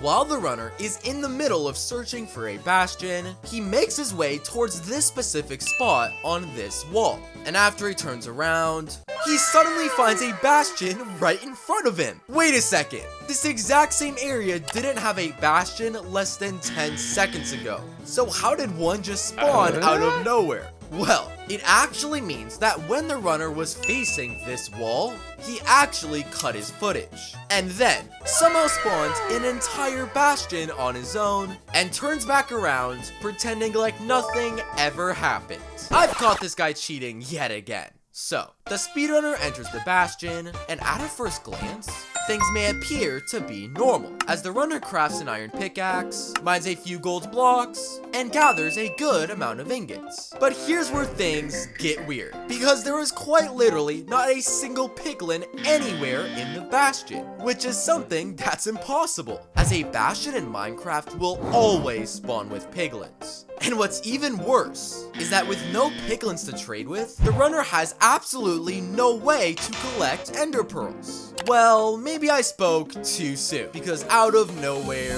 what? Is that a drone in Minecraft? Okay, hold on. Was this an item in the new update? And wait, the drone is literally carrying ender pearls. Well, the drone is clearly flying in a very specific direction, where we can literally see it deposit ender pearls into the bastion chest. And when the runner goes to open it, he finds an entire stack waiting for him. Which means, despite him not finding a single piglin, the runner is now ready to enter the overworld. Okay, there is no way a drone is a real Minecraft item. Well, with a ton of ender pearls, the runner should head to the overworld next. Here's the problem. He doesn't actually have any obsidian in his inventory. And for some reason, he decided to throw his obsidian pickaxe in lava a few moments ago, which literally makes it impossible for him to build a nether portal. Meaning the only way he could enter the overworld is if he traveled back all the way to his original portal,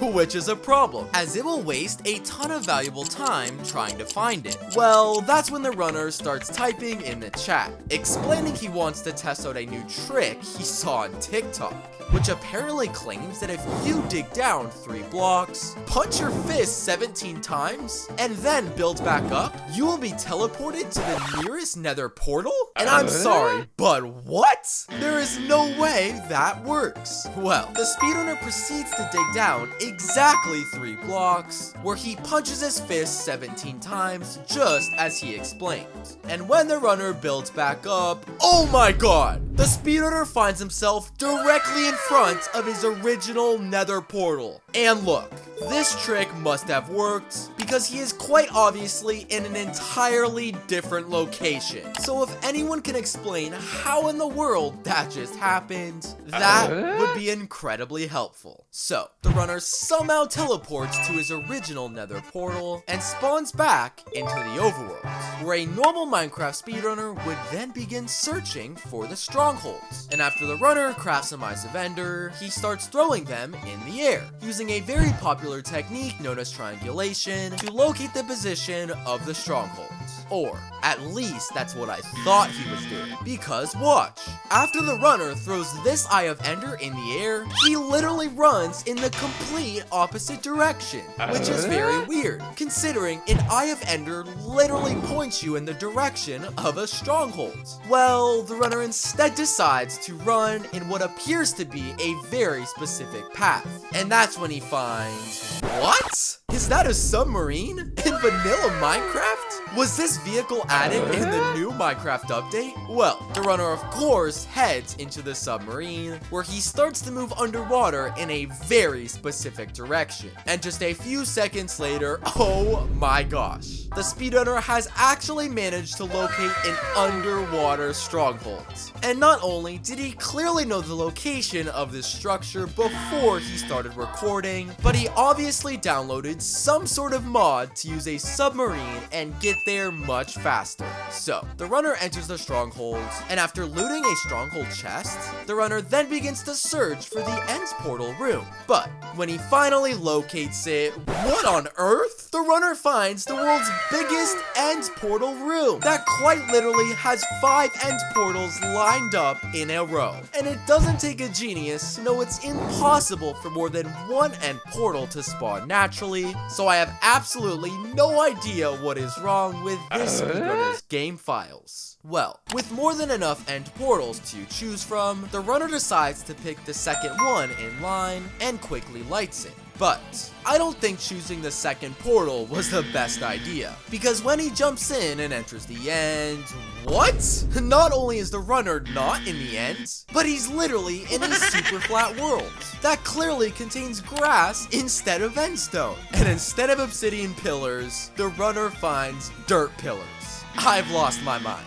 Well, the runner quickly builds up and breaks all of the end crystals, and after pulling out a bow and displaying some decent skills, the runner actually manages to kill the ender dragon, which somehow lights the end gateway portal. That was insane.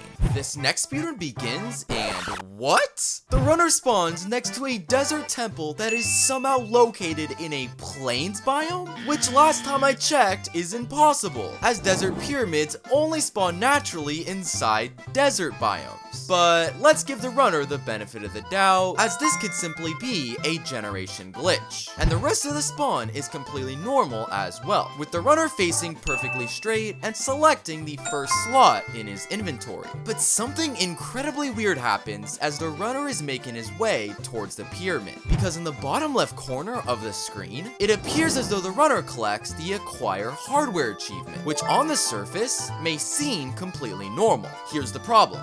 The acquire hardware achievement is gotten when a player collects an iron ingot in their inventory, which as we can see, the speedrunner clearly did not do, meaning this achievement has to be coming from an entirely different player, and keep that fact in mind for later in the speedrun. So, the runner enters the very suspicious desert pyramid, where things are already very weird, because the runner finds a chest in the left corner of the pyramid, which is an area that never spawns with a chest in vanilla Minecraft. So you're probably expecting this fake chest to have a bunch of overpowered loot. Well, when the runner opens it, it actually doesn't have a single good item, and is actually a pretty terrible chest. But why would the runner add a fake chest in the speedrun if it didn't even have good items?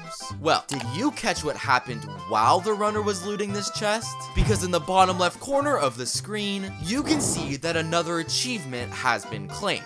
This time, the Ice Bucket Challenge achievement, which occurs when a player obtains a block of obsidian. And this leads me to believe that this fake chest is actually one giant distraction for another mystery player off camera to be building something with obsidian. And this will make a lot more sense very soon. So, the runner digs down in the pyramid and loots all 4 of the main chests before quickly building back out and heading towards a nearby village. And while the village itself is completely normal, what the runner finds inside is a completely different story. And just take a look. What?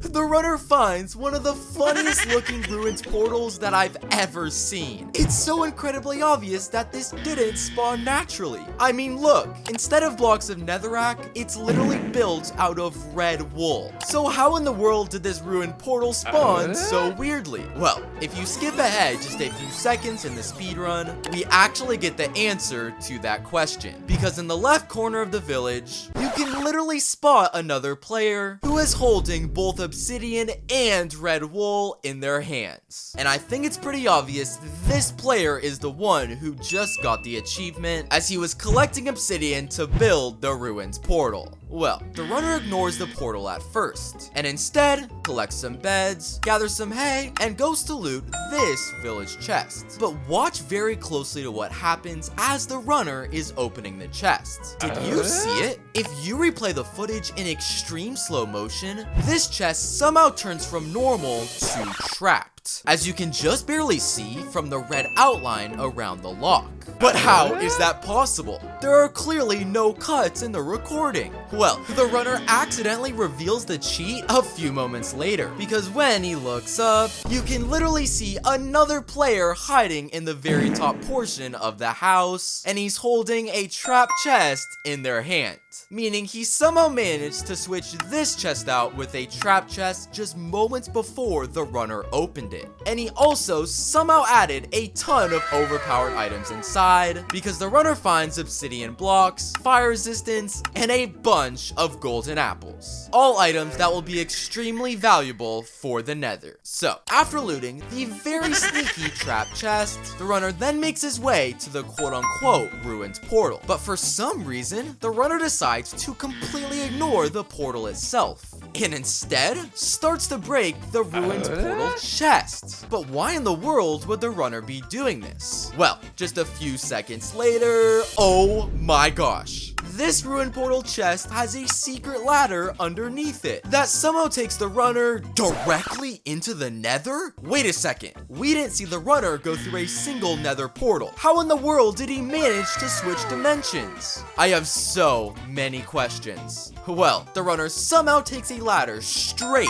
into the Nether, where he almost immediately locates a fortress. And after drinking a potion of fire resistance that he got from the fake trap chest, he's ready to fight blazes without taking any damage. But there's something very weird about these blazes that you probably haven't noticed. And that's the fact that despite the runner attacking them, they seem to be stuck in place. Watch. Every single blaze that the runner fights doesn't fly, move, or turn a single time. And because real Minecraft blazes will always fly around and move, it actually means that the runner has manually spawned them into the world.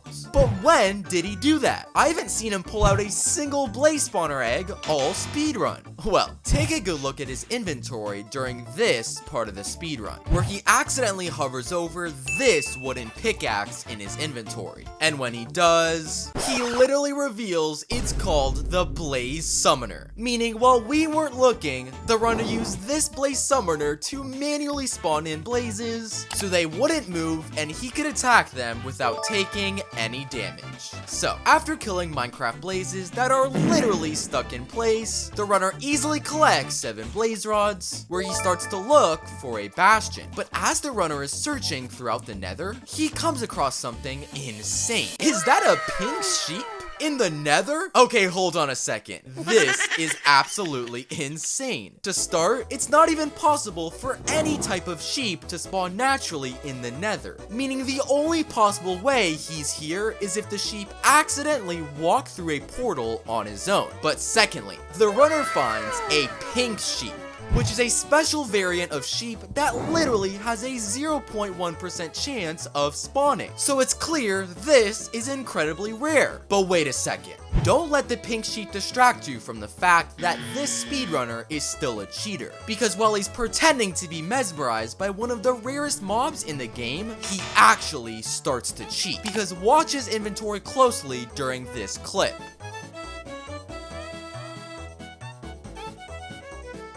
Did you catch that? He suddenly acquires a full stack of gold ingots in his 9th slot. And not only is this incredibly important, as the runner has no iron pickaxe and therefore can't collect gold in the Bastion, but I think this actually reveals the super rare pink sheep was actually meant as one giant distraction. Because in the very top left corner of the screen, you can see the exact same player who we caught earlier in the speedrun, who's holding both a sheep spawn egg and pink dye in their hands, which are clearly the items he used to generate this crazy sheep. I've caught them cheating yet again. So, the runner eventually locates a Bastion, and with a full stack of ingots in his inventory, he doesn't have to worry about collecting gold blocks, and immediately starts to trade with Piglins. But am I the only one who caught how the runner has cheated yet again? Here, I'll replay the clip, and see if you can spot what I'm talking about. Well, as the runner is literally throwing a ton of gold at the piglins, look at his inventory. Somehow, the amount of gold that he has literally stays at a full stack. So how the runner is throwing gold ingots without losing any from his inventory is absolutely insane. Well, with what appears to be an unlimited supply of gold ingots, the runner is obviously collecting a ton of items from the piglins. But despite his large amount of trades, he doesn't get a large amount of crucial items, because he's only got 4 ender pearls and 2 pieces of obsidian, both items being fewer than you need to continue the run.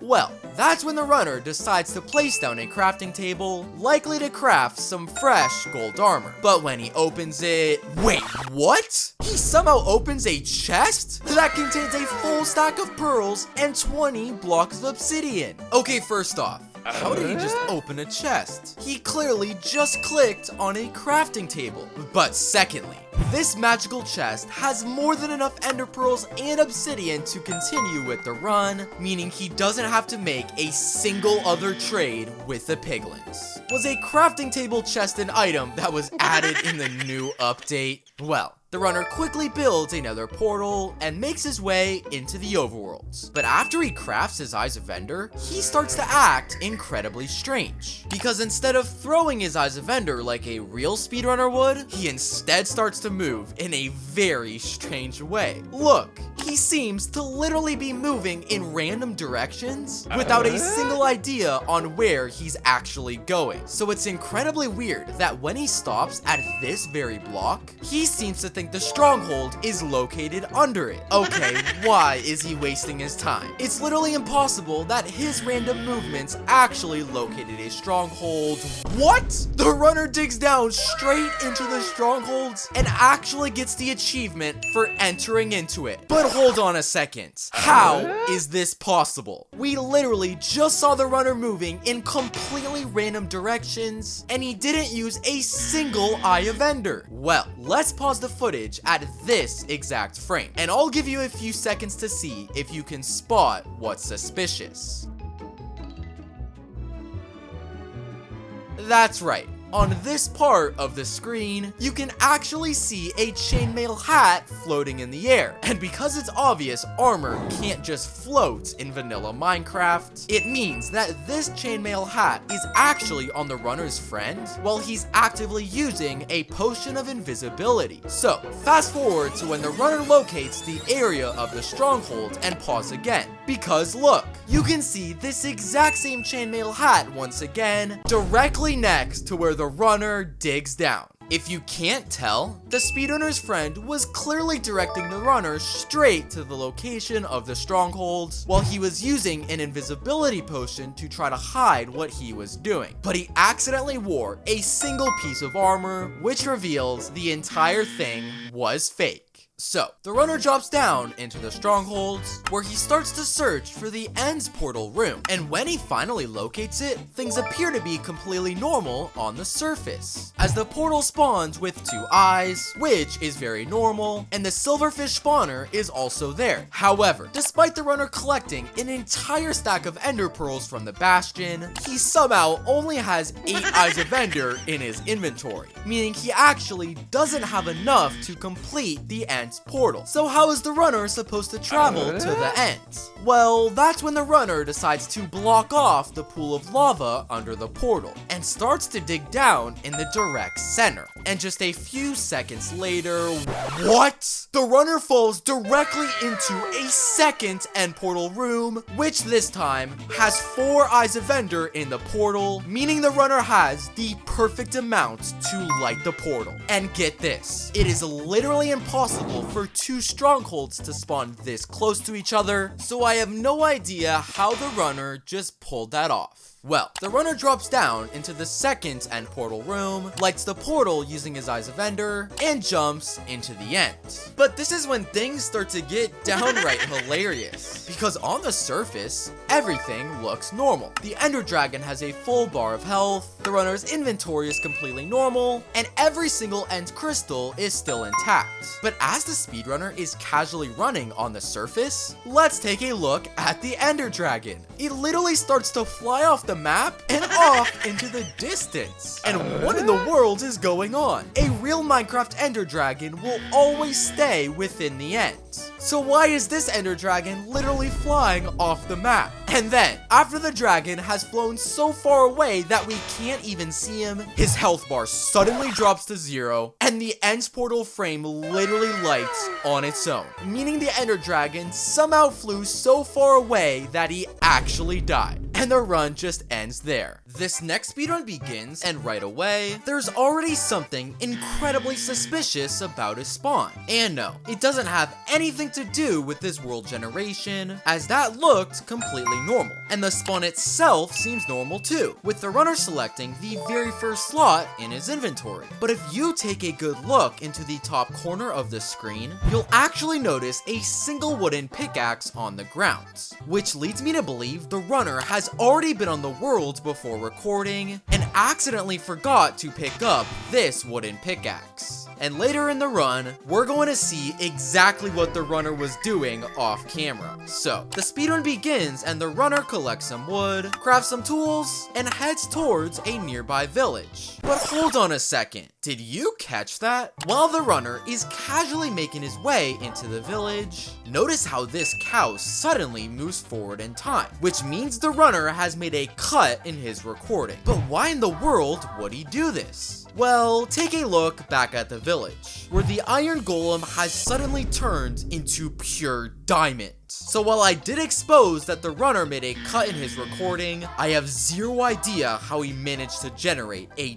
diamond golem. So, the runner enters the village, and after collecting some beds and gathering some hay, the runner of course makes his way towards the diamond golem. But the chaos doesn't stop there, because tell me if you notice what happens while the runner is fighting this golem. Did you see that? Look! This village house in the background quite literally turns overpowered. Okay, how in the world is the runner turning things from normal to overpowered? Well, after killing the diamond golem, which of course somehow drops diamonds, the runner then makes his way towards the overpowered village house. But the chest inside doesn't match the level of hype as the outside, because it literally contains sticks, bread, paper, all extremely boring Minecraft items. But as the runner is looting the chests, I want you to actually look out of this window, where a portal quite literally appears out of thin air. And not only that, but it's literally fully built and ready to be lit. So I'm sorry. I wish I had an explanation for how a nether portal just spawned out of thin air. So, the runner makes his way towards the portal, but actually has a slight issue. You see, because the diamond golem actually dropped diamonds, the runner doesn't have any iron ingots to craft flint and steel and light the portal. So how is he supposed to continue with the speedrun? So the runner then starts to explain one of the dumbest things I've quite possibly ever heard, claiming that if you mine a piece of hay with a stone hoe, you actually get iron ingots? Is this guy serious? Why in the world would mining hay with a stone hoe give iron? Well, the runner must be convinced, because after crafting a singular stone hoe, he heads towards this exact block of hay. And I'll just play the footage. What? Okay, I have to be saying things right. How did he just collect an iron ingot from a hay bale? Alright, this speedrun is absolutely insane. So, after somehow collecting an iron ingot, the runner quickly crafts flint and steel, lights the portal, and prepares to spawn into the nether. Now, right before he's about to enter the nether, there's one extremely important detail I have to point out. Because do you remember back near the very beginning of the speedrun, when we saw that the runner left a wooden pickaxe on the floor, which basically proved that he was on the world before recording? Well, if you look into the corner of the screen at this frame, you'll actually spot a single piece of lime concrete on the ground. And not only does that make me think the wooden pickaxe and this piece of lime concrete are connected, but make sure to remember this block as it will become a crucial part of the speedrun. So, the runner spawns into the nether, where I can finally give him a bit of credit, as he does get the achievement for entering the nether, he's still in survival mode, and the runner starts looking for a fortress like any normal player. But hold on a second, did you catch that? Well, let's run the footage and pause at this exact frame, where if you look into this corner of the screen, you'll actually notice a single piglin. Here's the problem. It's actually impossible for a piglin to spawn naturally in a soul sands valley, the exact biome the runner is in, which means the only possible way it's here is if the runner spawns it himself. So keep this piglin in mind for later, as it's clearly incredibly suspicious. So, the runner finally locates a fortress, where they begin searching for a blaze spawner room. And while they do locate one completely normally, what happens next is insane. So I'll just show you. What? This blaze spawner has somehow spawned Minecraft's most overpowered blazes. Diamonds, gold, emeralds. Were these blazes added in the new update? And not only do these blazes look overpowered, but they also are overpowered. Because when the runner goes to kill the diamond blaze, oh my gosh. It not only drops a blaze rod, but also an insane amount of diamonds for the runner. This is insane. So, after collecting all the blaze rods he needs, along with a bunch of overpowered loot, a normal speedrunner would then begin searching for a bastion. However, do you remember how I pointed out this suspicious piglin earlier in the run? Well, instead of deciding to search for a bastion, the runner instead makes his way all the way back towards this mob. And that's when, what? The runner somehow hops on top of the piglin, and out of nowhere, the piglin starts to move, eventually leading the runner directly to a bastion. Okay, that was absolutely mind-blowing. So, the runner enters the bastion, where things finally seem slightly normal, with the runner collecting some gold, crafting even more gold ingots on top of the ones he got from the blazes, and finally finds a group of piglins to trade with. But I think the runner might have used up all his good luck, because these piglins don't give the runner a single good item. Dirt blocks, sticks, coal. These piglins are literally giving the runner trash. Well, despite the runner not getting a single pearl or any obsidian, he doesn't actually seem worried at all, because he decides to grab the dirt he got from the piglins and starts to build the shape of a nether portal? Okay, I know this guy is very overpowered, but it's quite simply impossible impossible for him to light a dirt portal. Are you kidding me? The runner lights a dirt portal. If anyone out there has any idea how this is possible, please let me know. Well, after lighting a dirt nether portal, the runner is now back in the overworlds. But he still has to figure out how in the world he's going to locate the strongholds, because these piglins decided to give him sticks instead of pearls, which means he can't craft any Eyes of Ender, which is the one item you need if you want to locate a stronghold. Well, do you remember earlier in the run, before the runner entered the Nether, how I pointed out this singular piece of lime concrete? Well, the runner decides to head all the way back to the village and towards this exact block. And when he breaks it, are you kidding me? He finds a secret ladder, which you guessed it, goes all the way to the strongholds. So I think it's pretty obvious the runner was building this secret pathway before he started recording. So, the runner takes the ladder straight into the strongholds, where he quickly loots one of the chests and starts to search for the end portal room. But that's when all of a sudden, the runner pulls out an anvil and places it down? Alright, first off, since when did the runner have an anvil? I haven't seen him collect one all speedrun. But secondly, what in the world could he possibly need one for? Well, he starts typing in chat what he's thinking, explaining that Mojang apparently added an update where if you rename an apple Ultra Phaser, it gives you the ability to phase through walls? Okay, what in the world is he yapping about now? Well, the runner seems to be convinced that this is a real update because he actually places an apple in the anvil and renames it Ultra Phaser. And when the runner goes to eat it, what? The runner literally starts phasing through walls, allowing him to locate the stronghold almost immediately. So, after phasing through a wall and locating the end portal room, he's actually made a huge mistake. Because without any Eyes of Ender, there is quite literally no possible way to light the portal. But I should have remembered to not doubt this speedrunner, because he decides to start digging down in the direct center of this lava pool, and after about 30 seconds of digging, oh my gosh, the runner falls directly into the end. No Eyes of Ender, no lit end portal. He's literally just dug straight into the end. I'm losing my mind.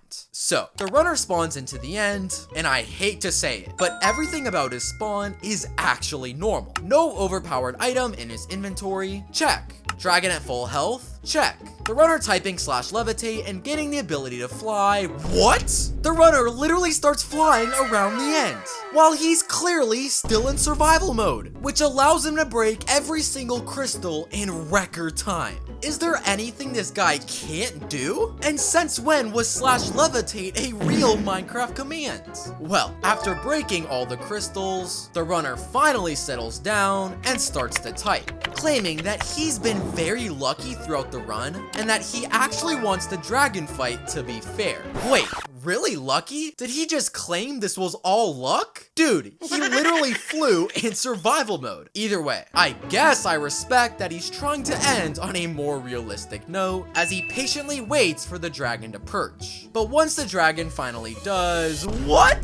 The runner magically whips out a weapon called the Soul Render, which is quite literally one of the scariest looking weapons that I've ever seen in my life. And despite the Ender Dragon still having full health, the runner uses this weapon to destroy it in less than a second. This next speedrun begins with the runner spawning directly next to a jungle temple. And while there's technically nothing fake about the spawn, the odds of spawning directly next to a jungle temple are 0.001%, so this is definitely something to look out for. Either way, the run begins with the speedrunner collecting some wood, crafting a few tools, and moving towards the jungle temple. There's just one slight issue. The blocks on this part of the jungle temple are made out of stone bricks, which is something that's literally impossible, as these blocks on a real jungle temple are supposed to be cobblestone. Well, when the runner enters the temple and is searching for some loot, they accidentally open their chat, which actually reveals that the speedrunner used some sort of command to spawn in the jungle temple himself. which not only means his spawn was completely fake, but now it's obvious that while the runner was spawning in the structure,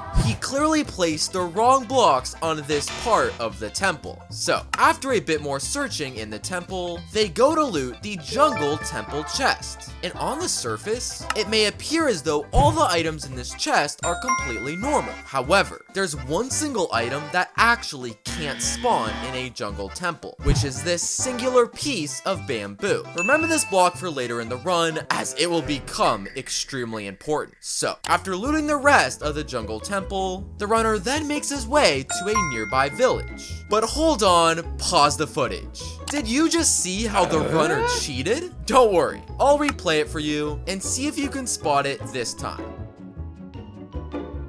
Well, if you pay very close attention to the runner's hotbar, he literally gains an iron ingot out of nowhere. And while one iron ingot may not seem like a big deal, don't worry. This singular item will become very important later in the run. Well, the runner enters the village, and after collecting some beds and gathering some hay, he goes to fight the iron golem. And there's one very suspicious aspect about this golem, and that's the fact that before the runner even touches it, it's somehow already taken damage. But how is that possible? The runner clearly hasn't attacked it a single time all speedrun. Well, if you rewind the footage and pause it right here, you'll actually see that this iron golem is taking damage out of thin air. Okay, is there a ghost on this world that's helping the runner cheat? Well, besides the golem already being a bit damaged, everything else is actually completely normal, as the runner kills it and collects 3 ingots, which he immediately uses to craft an iron pickaxe. But do you remember how I pointed out the runner collecting a suspicious extra ingot when entering the village? Well, that ingot is now incredibly important because he needs to use it to craft flint and steel, which leads me to believe the runner somehow knew he would need 1 extra ingot. Interesting. Well, after crafting an iron pickaxe and flint and steel, the runner's next order of business is searching for a ruins portal. And while he does locate one, something incredibly suspicious happens as he moves closer towards it. I'll play the clip. Did you catch that? Well, I'll replay the clip in slow motion and see if you notice it this time. Well, it actually has nothing to do with the ruins portal itself, but instead the item the runner is holding, because somehow the runner's iron pickaxe that we literally just saw him craft turns into a diamond pickaxe. And not only am I incredibly confused on how that's possible, as all of the diamonds the runner has are clearly still in his inventory, but I think it's obvious the runner did this as the only way to remove crying obsidian is to mine it with a diamond pickaxe. But can someone explain how in the world the runner just did this? Well, the runner makes his way towards the ruins portal, and after looting the chest and removing this block of crying obsidian, he's able to complete the portal and make his way into the Nether. But as the runner is in the middle of teleporting, take a good look into the top right corner of the screen. A player somehow appears out of nowhere, and this is incredibly strange, because I didn't see any join messages in the chat, so how is it possible that a player just appeared? Remember him for later. So, the runner enters the Nether, and let's slow down a bit, as everything actually appears fairly normal. Survival mode, check. No potions in the top right corner, check. The spawn being real, wait a second, let's replay the footage.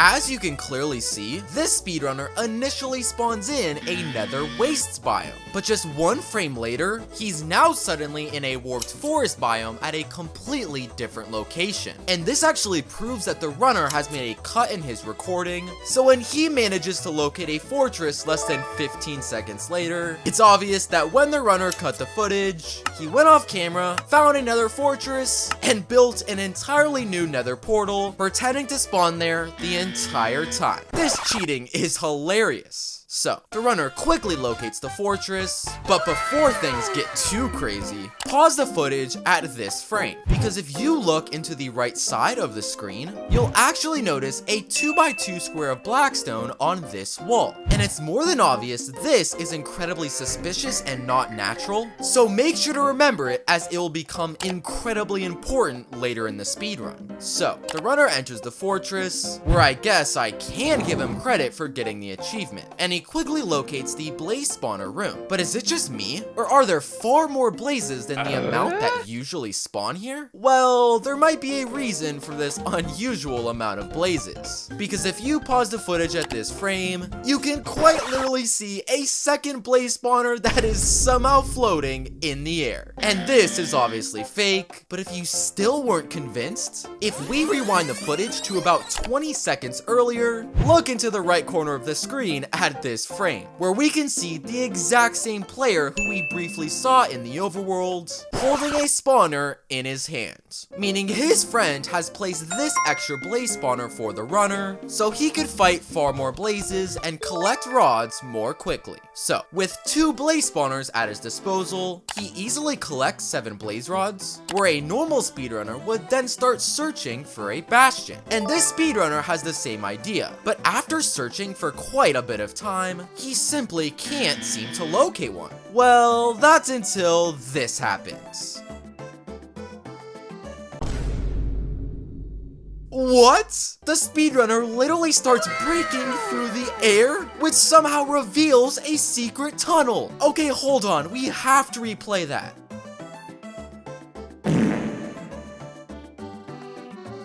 Am I seeing things? Look, the runner somehow manages to break the sky? What in the world is going on? Well, after somehow finding a secret tunnel, the runner of course heads through it. And just a minute later, when the runner reaches the end of the tunnel, he finds himself directly in front of a bastion. So, the runner somehow manages to locate a bastion when things are suspicious right away. Because just watch what happens. Did you see that? Despite the runner only mining this singular gold block, when he breaks it, 5 of them somehow drop right in front of him. And when he goes to mine his second gold block, another 5 drop from that one too. Which means the runner now has 10 gold blocks, which gives him nearly a stack and a half of gold ingots. Well, with more than enough gold ingots, the runner quickly heads towards a group of piglins and starts to trade with them. And no, nothing about these piglins are fake in the slightest, but there's something else about this part of the run that's absolutely hilarious. Because at the top portion of the screen, you can literally see the runner's friend building some sort of dropper contraption, while he isn't even using a potion of invisibility. And you can also clearly see his friend place a button on it and starts dispensing a bunch of overpowered items for the runner. Okay, hold on. Did his friend think he was out of frame and we couldn't see him literally cheating in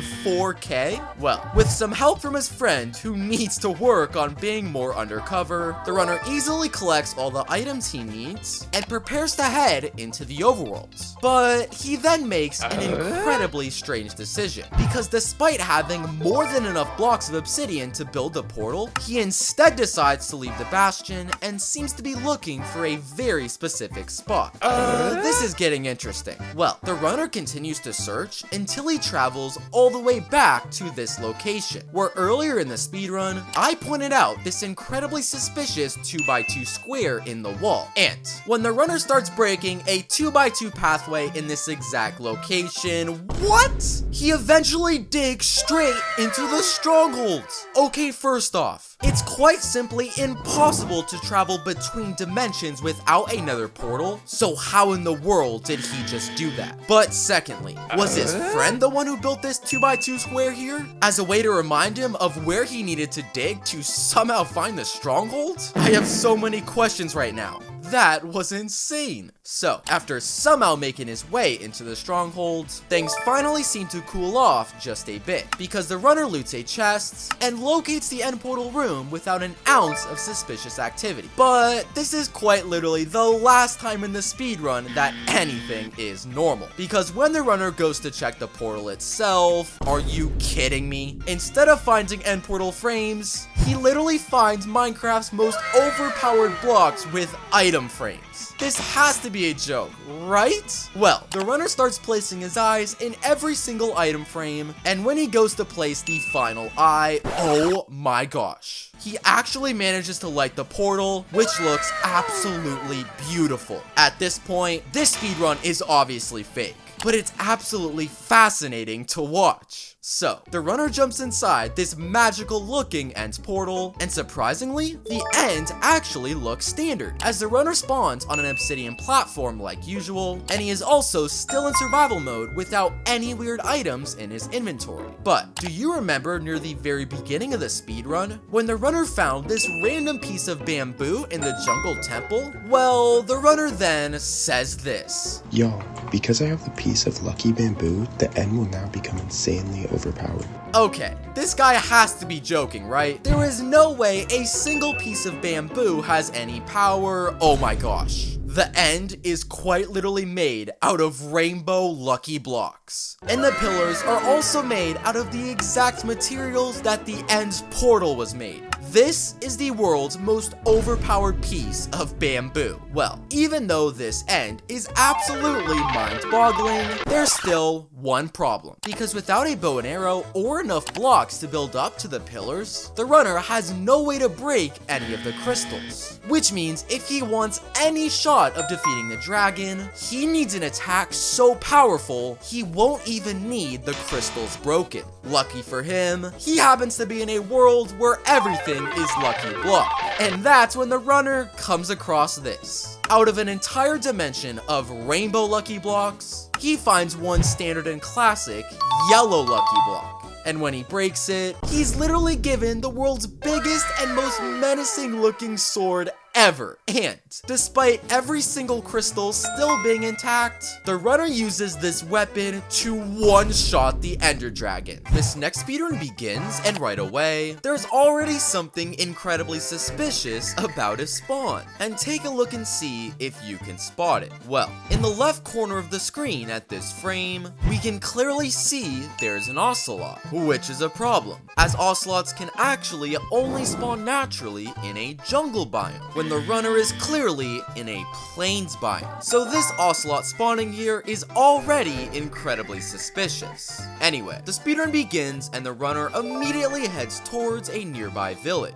And while the village itself is completely legit, there's something inside the village that's actually fake.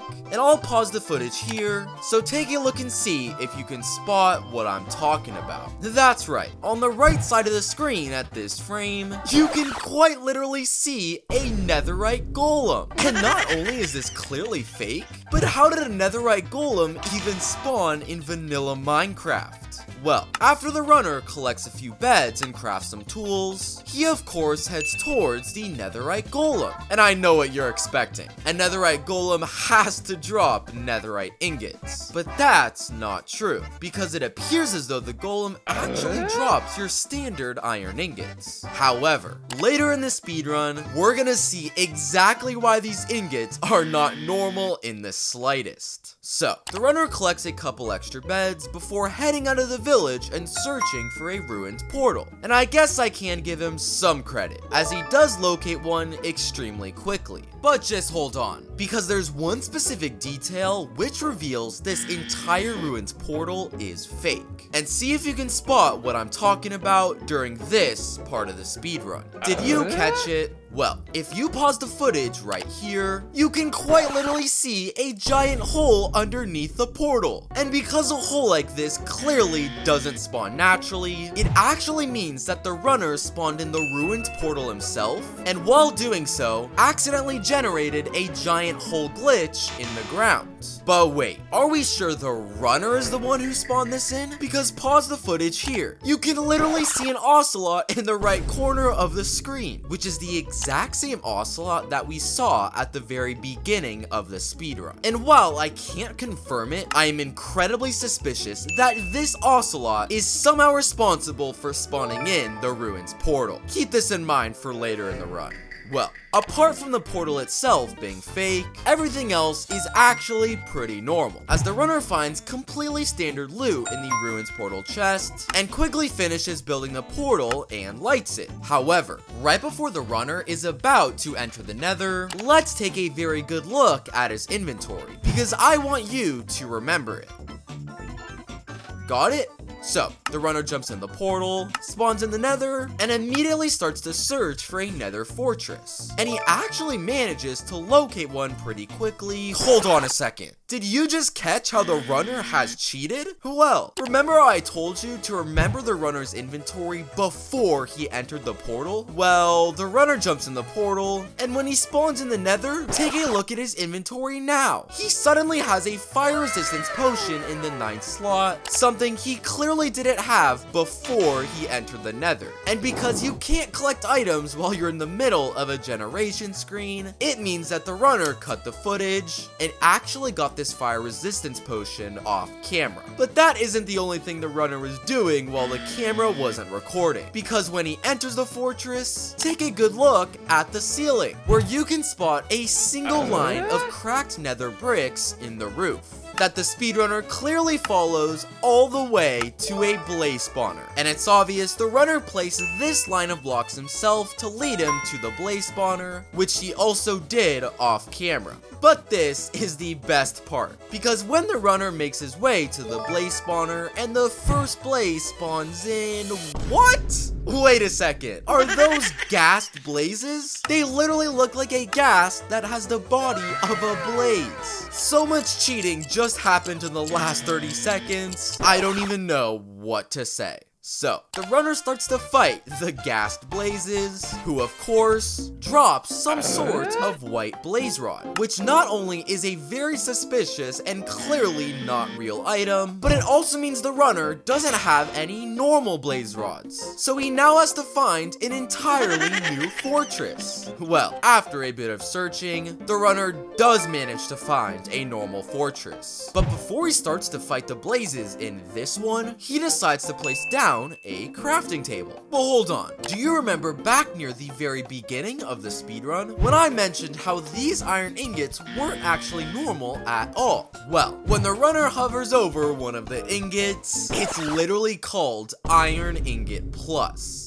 And after placing down 2 white blaze rods in the crafting table, he uses 4 upgraded iron ingots to craft the Thunder Sword? Wait a second, is that a real Minecraft item? And this sword literally gives the runner the ability to strike lightning down on command. Okay, there is absolutely no way anything I just saw was real. So, after collecting 7 normal blaze rods with help from the Thunder Sword, the runner's next order of business is locating a Bastion. But here's where the speedrun starts to get very weird, because as the runner is in the middle of his search, pause the footage at this frame. We could yet again see the exact same ocelot that's been appearing throughout the speedrun and is now somehow located in the Nether. But this time, he does something absolutely insane, because as the runner is casually passing by him, he literally throws him an iron pickaxe. And because it's literally impossible for an ocelot to give any item to a player, what magical powers has this ocelot somehow acquired? Well, the runner finally manages to locate a bastion, and after using the iron pickaxe he just got from the ocelot, he quickly mines gold blocks and turns them into ingots. But am I the only one who notices something incredibly strange about a few piglins in this bastion? Look, if you zoom in to this specific piglin, you can actually spot a blue square on his chest, which is clearly not a texture that any normal piglin would have. And if you play the footage, notice how the runner is only trading with piglins that have this blue square, almost as if the runner has marked out specific piglins he wants to trade with. And when he goes to check his inventory after all of his trades, oh my gosh, the runner gets some of the best piglin trades in Minecraft. Minecraft, including 2 stacks of ender pearls, a bunch of fire resistance, and 20 pieces of obsidian, which leads me to believe the runner somehow marked out specific piglins that he knew would give him amazing traits. And I'm sorry, but I don't know how in the world the runner managed to code that into the game files. Well, with more than enough loot from the piglins, a normal speedrunner would clearly build another portal and head into the overworld. But this speedrunner has a slightly different idea, because he starts to run in a very specific direction until he reaches this giant lava pool, where for some reason, he decides to build his nether portal in the direct center of it. What? How in the world could this possibly help the runner? Well, the runner pulls out his flint and steel and lights the lava pool portal and prepares to spawn into the overworld.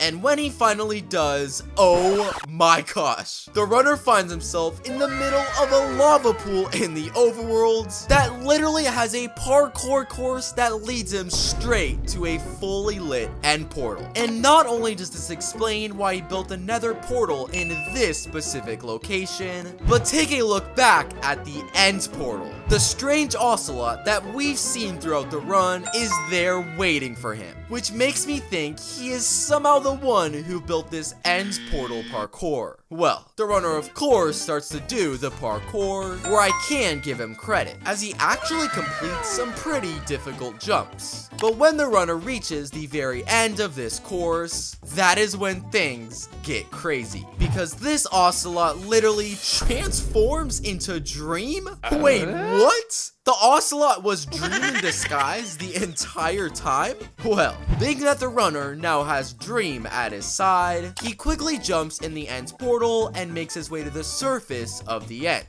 And while the runner is busy breaking the crystals, Dream is clearly doing his part by shooting arrows at the dragon. But I think Dream might have gotten tired of fighting the dragon normally, because you could literally see him place down a command block, which is an item that can't even be obtained in survival Minecraft. And suddenly, a message in the bottom left corner appears, claiming that the Ender Dragon has been killed. And the runner starts to look around in the end, where he can't find the Ender Dragon anywhere, meaning whatever Dream put in the command block must have actually worked. And they both jump in the portal and complete the speedrun. This next speedrun begins, and right away, do you notice what's incredibly fake about it? Well, it clearly doesn't have anything to do with his world generation, as it's obvious that was completely normal. And it also doesn't have anything to do with the spawn itself, because while it is extremely rare to spawn inside a cherry blossom biome, there is a 2 to 5% chance of it happening, so it isn't impossible. However, it's actually the seed this runner is playing on that's fake,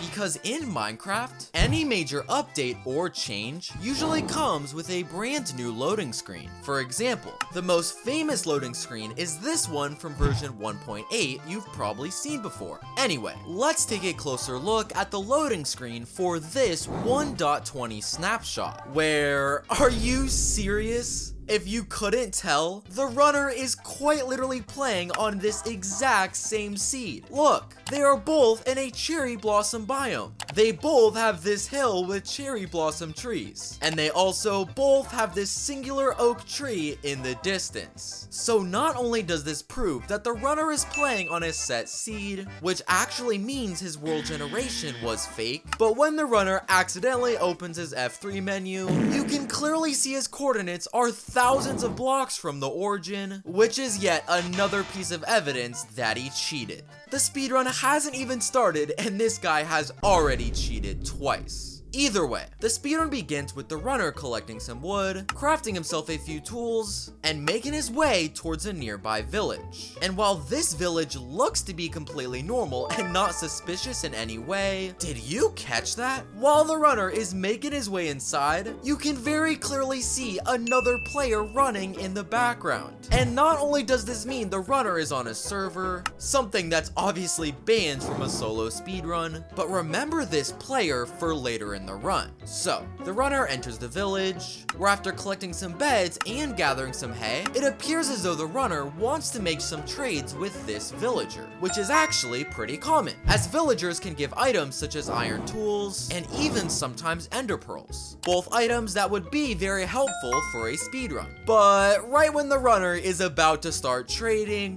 what? Instead of a trading menu, the runner instead opens a chest. Okay, first off, this is simply impossible. There is no type of villager that comes equipped with a chest. But secondly, this chest contains some crazy items, because along with bread and apples, both standard items, it also contains this strange looking weapon that is literally called the Fortress Summoner. Don't tell me this random weapon can actually summon a fortress. Well, not only am I positive that this other player was the one who placed this item here, but remember it for later in the run. So, after somehow looting a villager chest, the speedrunner's next order of business is to fight the Iron Golem, and I will give him credit. Every single detail about this Iron Golem is actually completely normal, as it fights back immediately after getting attacked, which confirms it did spawn there naturally. But the loot this Iron Golem drops is a completely different story, because apart from iron ingots and poppies, two completely normal items, the golem also drops a map?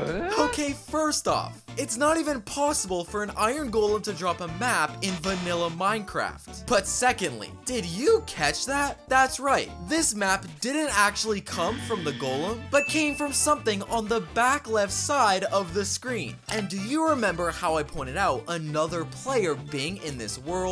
I think it's obvious that player was off camera, and he was the one who threw this item towards the runner. But finally, when the runner goes to check out this map, it literally has a giant red circle on it. And of course, after following the map and heading towards the direct center of this circle, the runner digs down and falls directly into a ruined portal room. Okay, wait, did these guys really think we wouldn't notice an obnoxiously large red circle on a map? And that he somehow managed to locate a ruined portal without a single speedrun technique? This cheating is terribly hilarious. So, after following a map with the world's most obvious red circle, the runner drops down into the ruined portal room and goes to loot the ruined portal chest. And there's only one problem with what the runner finds inside, because while it is possible for a gold sword to spawn here naturally, take a look at its durability. It's already lost half. Which leads me to believe this sword actually belonged to the player we've seen throughout the run, which likely means he's going to help the speedrunner cheat more in the Nether. So just prepare yourself. Anyway, the runner grabs the obsidian from the chest, completes the portal, and spawns into the Nether.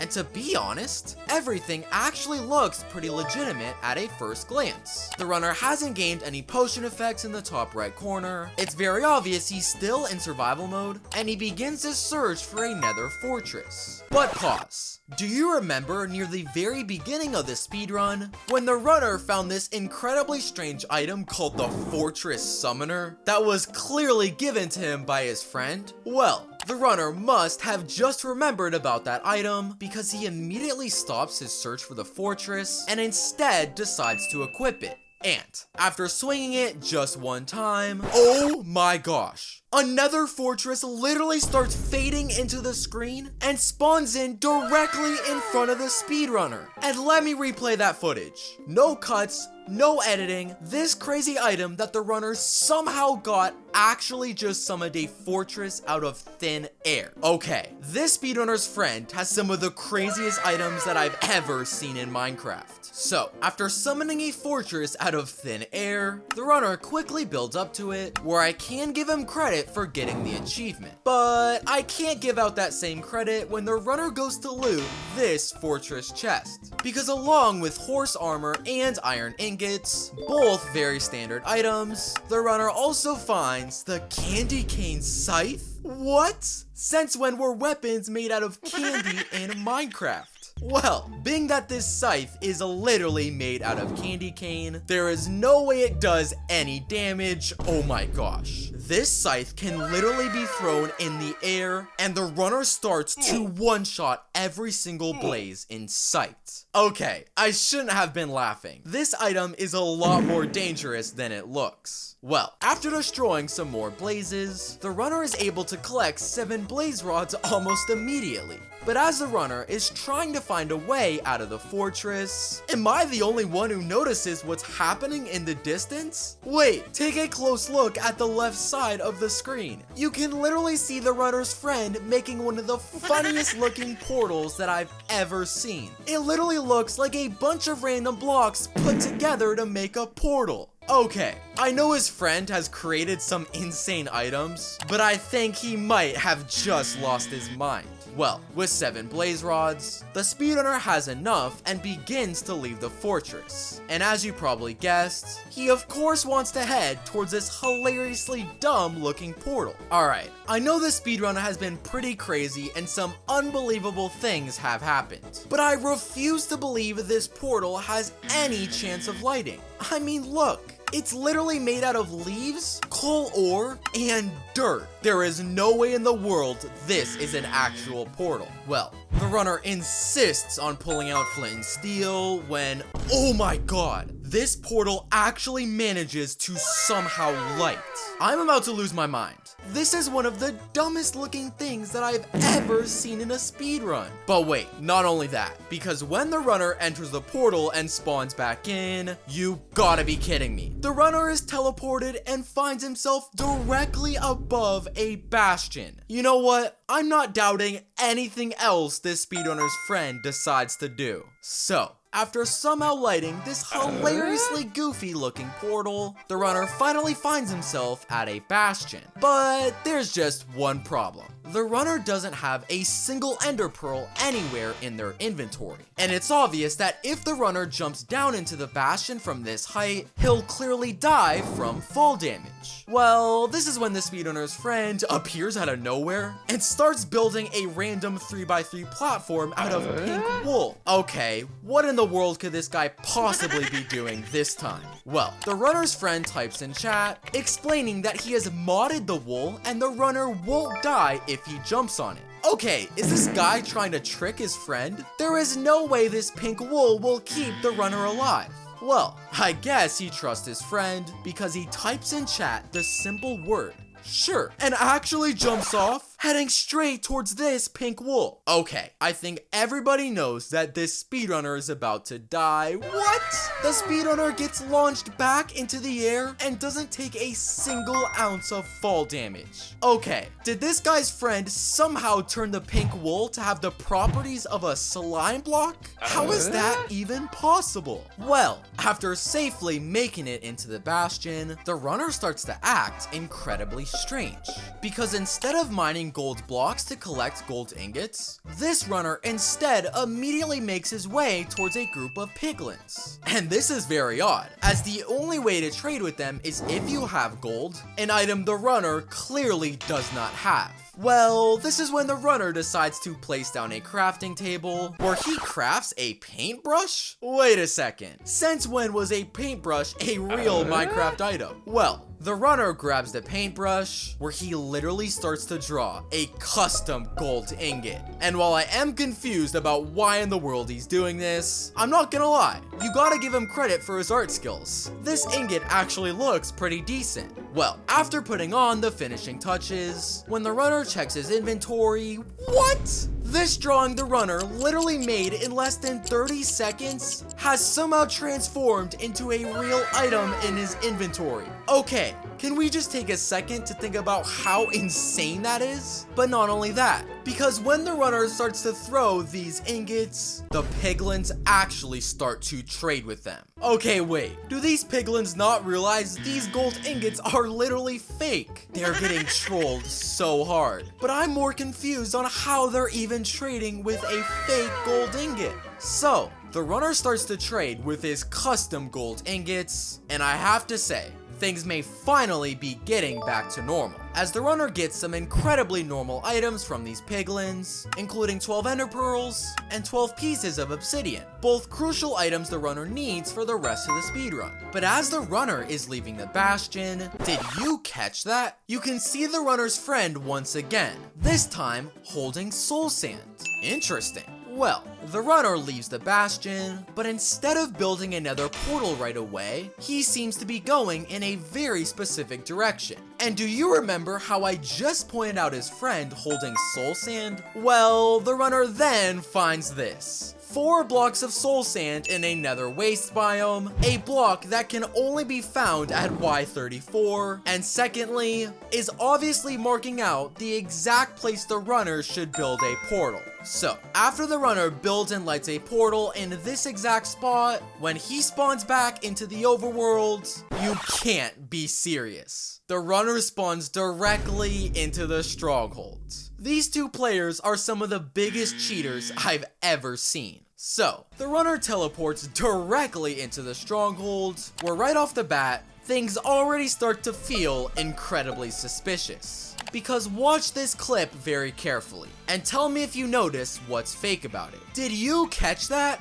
While the runner is casually running throughout the Stronghold, there's actually one singular frame where his game somehow turns to creative mode. And not only is this incredibly weird, but I think this actually proves that the runner made a cut in his recording. So, just a few seconds later, when the runner makes his way to the end portal room, what? The portal comes with 11 eyes already placed. And because the odds of this happening are literally 1 in 100 billion, I think it confirms that the runner did cut his footage a few seconds ago, where he went off camera and placed the extra eyes in the portal himself. Come on, this cheating has to stop.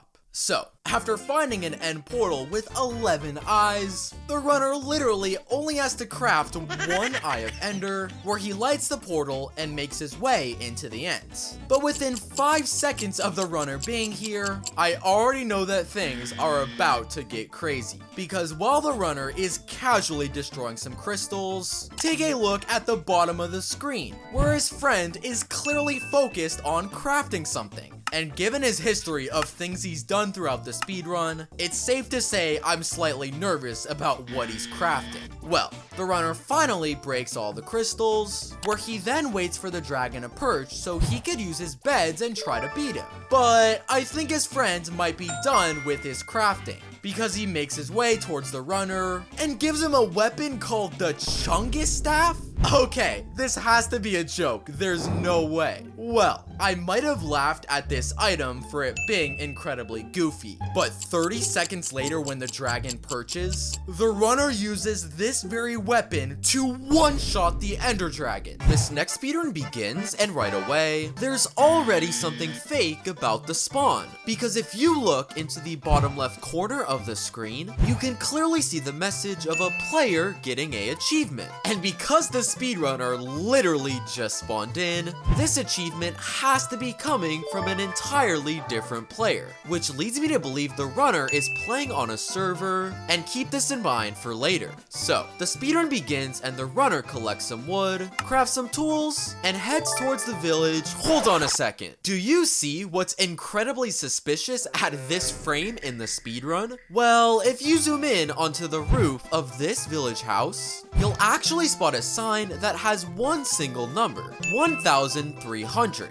And while I'm guessing the runner's friend who just got the achievement is the one who placed this sign here, this number is going to be extremely important later in the speedrun. So, the runner enters the village, where his first order of business is killing the iron golem. And there's 2 aspects of this iron golem that raise suspicion. To start, when you hit an iron golem in a real Minecraft speedrun, it will immediately start to chase you after taking damage. However, in this speedrun, this iron golem is completely passive after getting hit multiple times. But secondly, when the runner kills the iron golem in this speedrun, what? In the bottom left corner of the screen, you can see a message that a player was killed. which actually means this isn't even a real iron golem, but instead the speedrunner's friend who is using a morph mod. So it's not a surprise that the runner collects far more ingots than normal after killing it. So after collecting a bunch of extra iron, the runner's next order of business is looting this village chest. And it's actually not the chest we have to be worried about, as it contains completely normal items. But it's actually out of this window that we need to look at, because at this part of the speedrun, you can literally see another player running throughout the village. And first off, it's obvious this is the same player who was just pretending to be the iron golem. But secondly, take a closer look as to what this player is holding in their hand. Is that flint and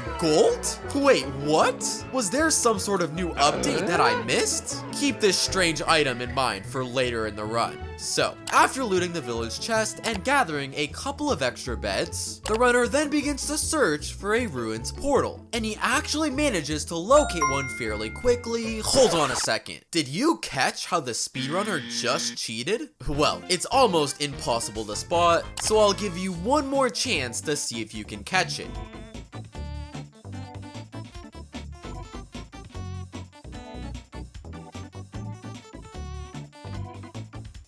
You see it now? Well, if you pause the footage at this frame, you can actually see the slightest outline of an invisible block. And this outline actually means there is a barrier block at this location, which is a block that clearly doesn't spawn naturally in a plains biome. And if you play the footage, it's obvious the runner has been following these invisible barrier blocks all the way to the ruins portal. And because a barrier block is an item that can only be obtained through commands, it's pretty obvious the runner's friend was the one who got them and placed them in a very specific path as a way to lead the runner straight to the ruins portal. But I just caught them cheating in 4K. So the runner locates the ruin portal, and if I have to give him some credit, the loot in this ruin portal chest is completely normal, and he finishes the portal and lights it without any strange activity. But right before the runner is about to spawn into the Nether, pause the footage at this frame, where we can spot a sign for the second time in the speedrun, this time with the number -40. And this is now the second number that we've seen during the speedrun, and make sure you remember both of them. So, the runner enters the Nether, and while I can give him credit for getting the achievement, I can't give him any credit for how he locates this fortress, because he accidentally says something that completely exposes him. Let's take a listen. So I just take a right turn at this wall, then go over the lava pool and take a sharp left?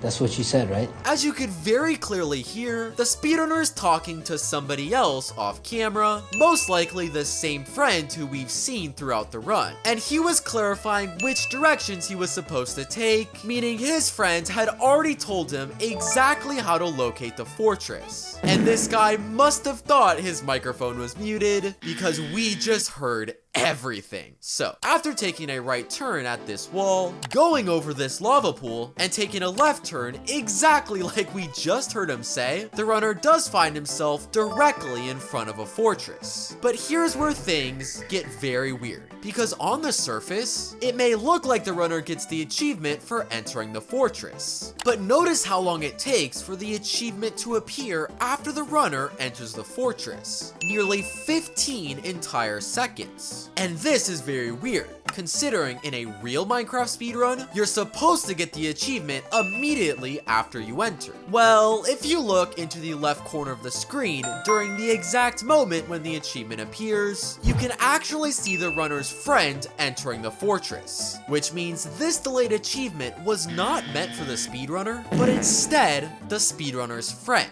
And therefore, the speedrunner hasn't actually gotten the achievement for entering a fortress, meaning he's actually been here before he started recording. And this is made incredibly obvious when the runner is fighting blazes at the blaze spawner, because if you pause at this frame, you can literally spot 2 extra blaze spawners, which were clearly placed by the runner off camera. And that is likely when he got the achievement for entering the Nether. But here's the thing. While these blaze spawners are in fact fake, their only purpose is actually a distraction, because with 3 total blaze spawners, it's pretty obvious there'll be a ton of blazes and a bunch of chaos. And so while the runner is pretending to be distracted by a bunch of these blazes, take a good look into the right side of the screen, where the runner's friend is building some sort of portal out of blackstone. And the runner clearly didn't want us to see his friend building this, so he added extra blaze spawners to spawn more blazes and create a distraction. So, the runner pretty quickly collects 7 blaze rods, where you're probably expecting him to start searching for a bastion. However, he instead decides to make his way towards this strange blackstone portal that we just saw being built a few seconds ago. But after the runner tries to light it using flint and steel, I think it's more than obvious it's not going to work. So what is the runner supposed to do? Well, he immediately types in chat asking for his friend to quote-unquote transfer it? What exactly does the runner want his friend to transfer him? Well, do you remember back near the very beginning of the speedrun, when we caught the speedrunner's friend holding this very strange flint and gold? Well, just a few seconds after typing the message, what? The flint and gold suddenly appears in the runner's inventory, which is clearly the item the runner wanted when he was typing transfer it. And so when he uses this item on the portal, oh my gosh, the portal actually manages to light and looks absolutely insane. But that's not all, because when the runner enters this portal and goes to spawn in,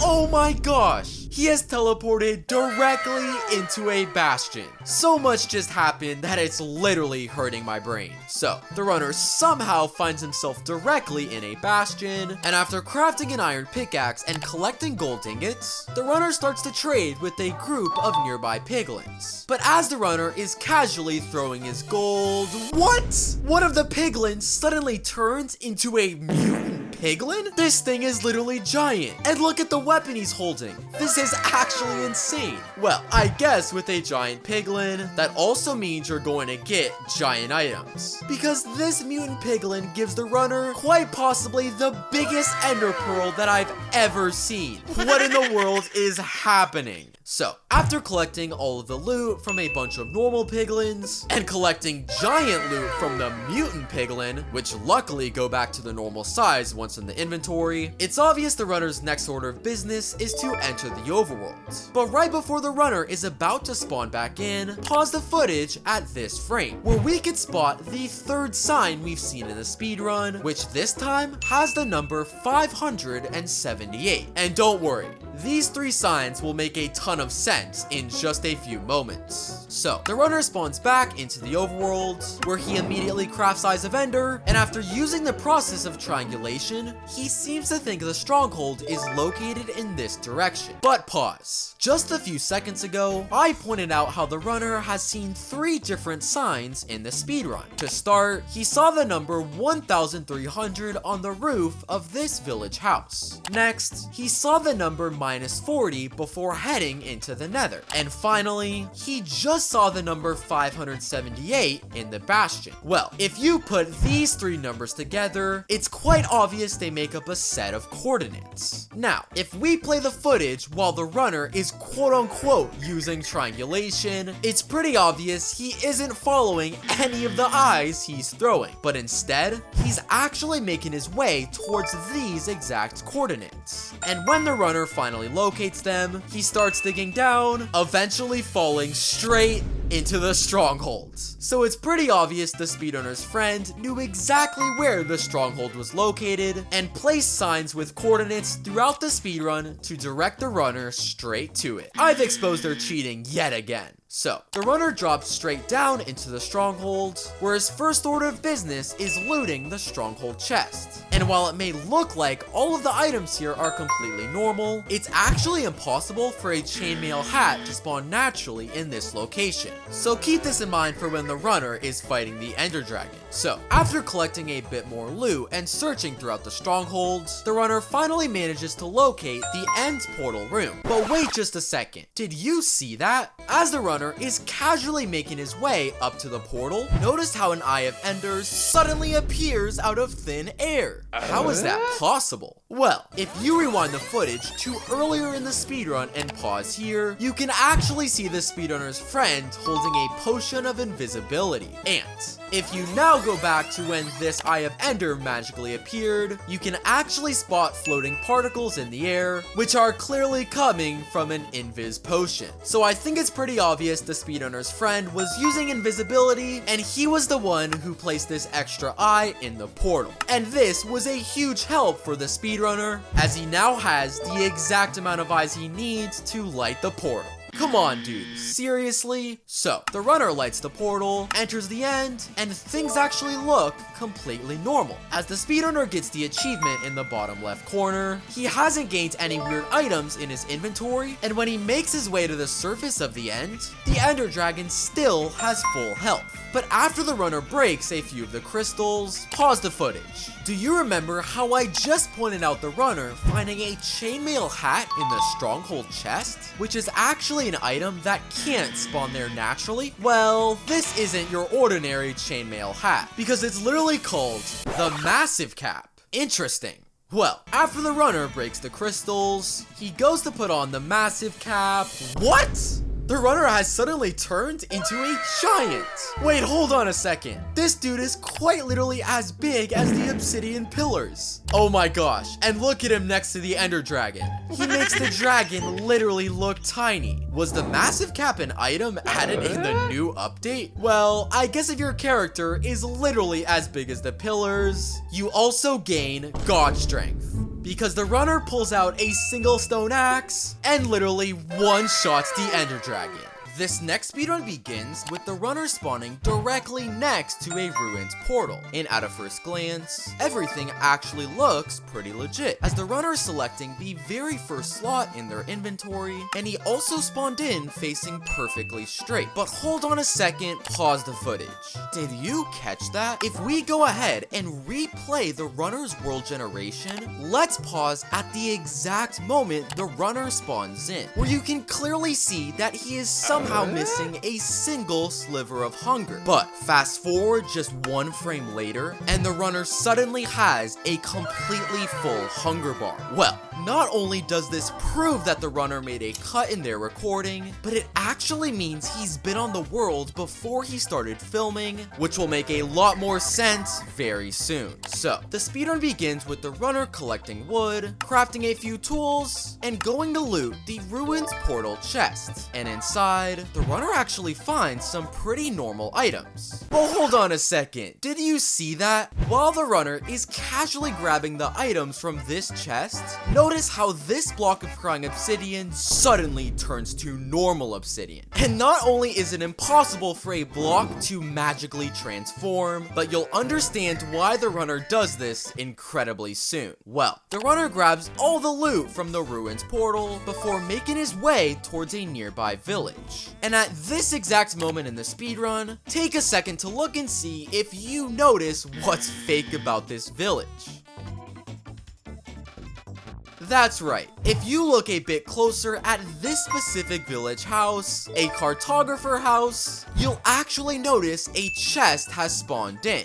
This is the problem. A cartographer house spawns with a chest in literally every single biome besides a desert biome, which means the only possible way the runner found one inside is if he placed it himself off camera. So, the runner makes his way inside the village, and after killing the iron golem and collecting a few beds, he of course makes his way towards the suspicious chest. And inside, he finds some pretty standard stuff. Paper, bread, the swordy McSword face. What? Wait, what? Oh my gosh, let's go. And not only is this weapon clearly not real, but don't worry, the runner is going to use it in a hilarious way later in the run. So, after collecting all the loot that he needs in the desert village, the runner quickly makes his way back to the ruins portal. But hold on a second. pause the footage. Am I the only one who notices this random blaze in the corner of the screen? Okay, wait a second. It's quite simply impossible for a blaze to spawn anywhere besides the Nether. How in the world is this possible? Whoa, Blaze? Must be a glitch, I guess.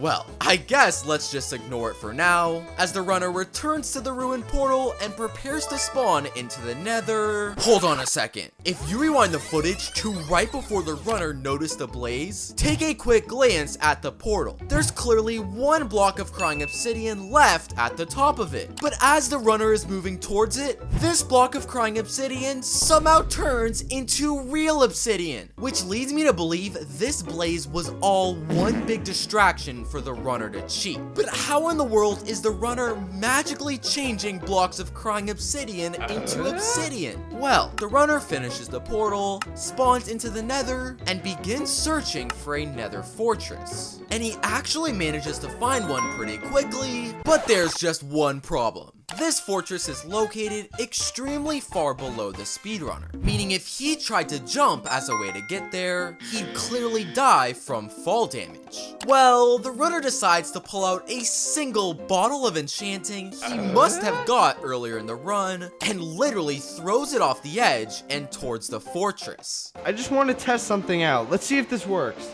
Okay, why in the world is he wasting a bottle of enchanting? Oh my god! The runner is somehow teleported directly into the fortress. And let me replay that. This bottle of enchanting somehow managed to teleport the speedrunner. I am so confused. So, the runner makes his way inside the fortress, where he starts looking for a blaze spawner like any normal speedrunner. But I think this guy has come up with a slightly different plan, because he decides to randomly start mining into this wall and what? Finds a room with the magical blaze? Oh, it's the magical Minecraft Blaze. Who instantly starts giving the runner an insane amount of blaze rods. And not only is this blaze clearly just another player wearing a blaze skin, but the runner's reaction is hilarious. Guys, I'm the luckiest player in Minecraft history. Oh my gosh. So, after collecting 2 entire stacks of blaze rods from the magical blaze, a normal speedrunner would then begin searching for a bastion. But on his way, the runner gets distracted by this incredibly suspicious bit of soul sand on the ground. Huh, this soul sand looks kinda interesting. Am I wrong? Well, the runner decides to pull out some flint and steel, where he slowly makes his way towards it. And that's when... What? The runner somehow creates a portal out of thin air that has somehow managed to actually light. Alright, I'm almost certain a soul sand portal was not part of the new update. But not only that, because when the runner jumps in this portal, oh my gosh. He is teleported directly into a bastion. What in the world is going on with this speedrun? So, the runner makes his way into the bastion, where he quickly crafts an iron pickaxe, collects some gold blocks, and starts to trade with a group of nearby piglins. And no, nothing about these piglins are fake in the slightest, as the runner collects completely normal loot for every single trade. Well, hold on a second. Did you just catch that? While the runner is casually in the bastion, a chest quite literally spawns out of nowhere. And hold on, I'll replay the footage. You can clearly see there aren't any cuts in the recording, so how in the world did it just spawn on its own? But secondly, when the runner makes his way towards the chest and goes to loot it, oh my gosh, it's literally filled with stacks of ender pearls. And there is no way the runner thinks we're going to believe his excuse. Guys, oh my gosh, I think there was this magical glitch and the Bastion spawned a chest. This is just hilarious. So, with more than enough blaze rods and more than enough ender pearls, the runner quickly builds his portal and makes his way back towards the overworld. But as the speedrunner is spawning back in, I want you to watch what happens extremely closely. Did you catch it? Well, I'll replay it in slow motion and see if you catch it this time.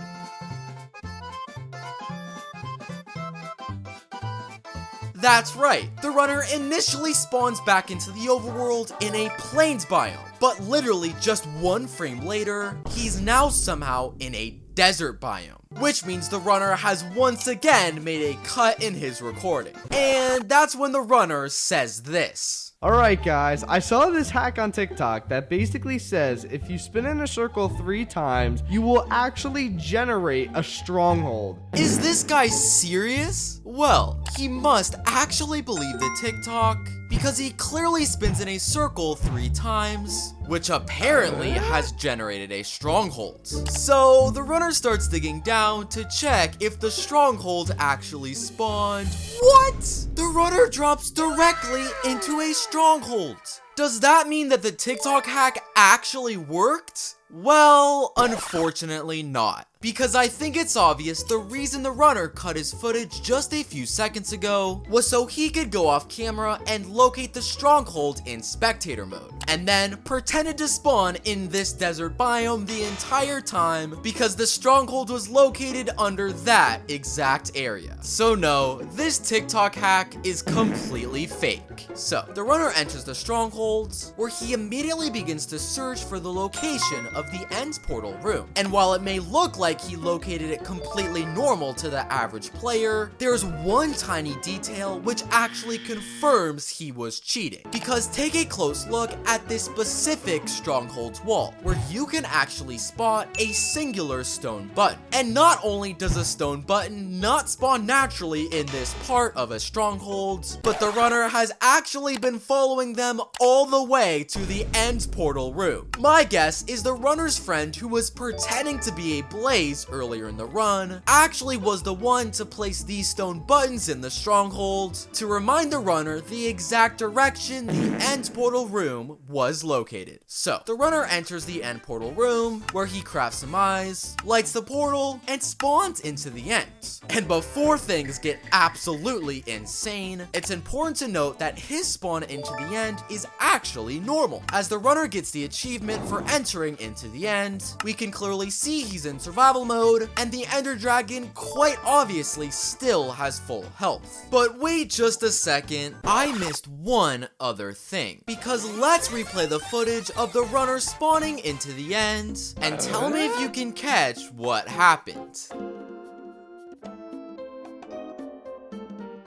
That's right, the speedrunner's timer literally jumps back 6 seconds in time, which means the runner has of course made a cut in his recording. Here's my question. After literally cheating throughout the entire Minecraft speedrun, was it really necessary to save 6 extra seconds? Come on dudes, seriously? Well, here's where things get absolutely insane. Because do you remember back near the very beginning of the speedrun when the runner found the swordy mixed sword face? Well, the runner pulls it out, and despite the Ender Dragon quite literally being at full health, the runner uses this weapon and manages to one-shot it. This next speedrun begins, but there's already something fake about it. Because take a very close look into the top right corner of the screen, where you can see the shape of the letter F. And not only was this clearly built by the speedrunner for some strange reason, but remember this letter as it will become very important. Either way, besides a random letter that's built out of dirt, I guess the rest of his spawn is actually pretty normal. He's in survival mode, he's selecting the very first slot of his inventory, and we can see that he's facing straight. But things already start to get suspicious when the runner makes his way towards a nearby village. Did you catch that? While the runner is casually entering the village, notice how this block of cobblestone under the bell suddenly turns to an iron block. And first off, there were clearly no cuts in the recording, so I have no idea how in the world this block just transformed. But secondly, an iron block clearly gives iron ingots, which is a very crucial item for Minecraft speedruns. So I'm incredibly suspicious that the runner has something to do with this. Either way, the rest of this village actually appears to be completely normal, as the runner collects some beds, gathers some hay, and of course, collects this iron block. But instead of the block giving the runner iron ingots, it instead gives him diamonds? Okay, this iron block is very cursed. Well, while a bunch of diamonds is clearly very overpowered, this actually causes a slight problem for the speedrunner, because this means he doesn't have any iron ingots, so his only option is to search for the village's iron golem. But that's when... What? The runner finds the goofiest looking iron golem that I've probably ever seen. Did he actually think we'd believe this was a real iron golem? Well, the runner makes his way towards this wish.com iron golem, but when he kills it, it somehow drops 3 iron ingots. Okay, hold on. It's more than obvious this quote-unquote golem is just an armor stand with a golem head. So how in the world did it actually drop iron ingots? Well, let's run the footage to about 10 seconds earlier to right before the runner comes across this hilarious golem, where if you look into the top left corner of the screen, you can clearly see the head of another player who is hiding on this village roof. And if you play the footage of the runner getting the ingots one more time, notice how they don't actually come from this wish.com golem, but instead come from the sky. So I think it's pretty obvious the runner's friend was the one who dropped the iron ingots, and definitely not this Timu looking golem. But secondly, this other player proves the runner is on a multiplayer server, something that's clearly banned from a solo speedrun.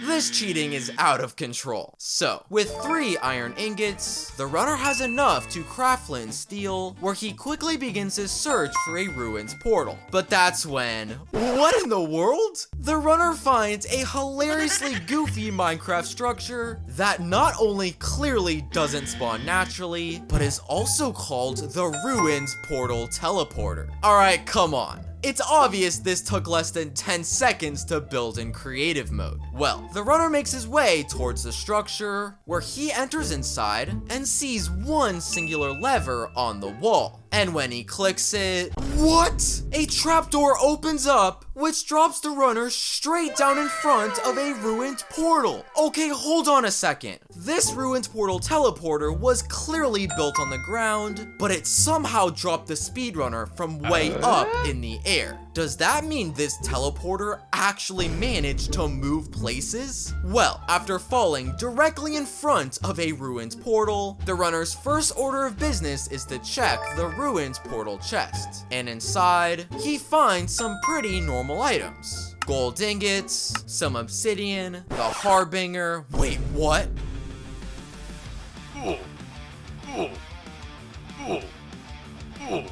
Okay, this weapon might be the craziest weapon that I've ever seen. So, after destroying every mob in sight with the harbinger, the runner finally focuses by completing the portal and making his way into the Nether. But hold on a second. Did you see that? Right before the runner is about to enter the portal, let's take a very good look into the distance, where you can actually see the shape of the letter A that is made out of leaves. And this is now the second letter we've seen in the speedrun, so keep them in mind for later. So, the runner lights the portal, spawns into the Nether, and immediately starts searching for a Nether fortress. And while the runner does manage to locate one, am I the only one who thought he did it suspiciously quickly? Well, let's rewind the footage to right before the runner started his search to see what really happened.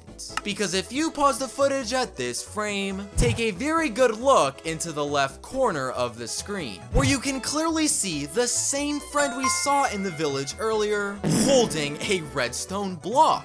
And if you play the footage, you'll actually notice the runner was following these redstone blocks all the way to the fortress. So if you couldn't tell, this player, who is clearly helping the runner cheat, placed a bunch of redstone blocks throughout the Nether to remind the runner the exact path to follow to locate the fortress. This cheating is just hilarious. So, the speedrunner finally manages to locate a Nether fortress, but he has one big problem. This fortress is on the complete opposite side of a giant lava pool. And because the runner has almost no blocks in their inventory, how in the world is he supposed to make his way towards the fortress? Well, the runner quickly places down a crafting table, where he grabs obsidian and appears to be making the shape of a boat. Alright, hold on. Since when did the runner runner have 5 pieces of obsidian. It's more than obvious he only had 1 before he entered the Nether. And secondly, I think it's obvious the only types of boats in Minecraft are wooden. What? The runner somehow manages to create an obsidian boat. And not only that, but this obsidian boat doesn't break when placed on lava, allowing the runner to jump in and easily make his way towards the fortress. Alright, was this boat a part of the new update or something? Well, after taking a quick trip on the obsidian boat, the runner makes his way into the fortress. And while everything looks normal on the surface, as this fortress contains completely normal loot, when the runner makes his way towards the blaze spawner, wait, what? The runner finds the world's tiniest looking blazes. Dude, these things are literally smaller than an alley. What in the world is wrong with these game files? Well, not only are these blazes extremely tiny, but that also means they're incredibly weak. Because the runner literally is able to one-shot every single one of them.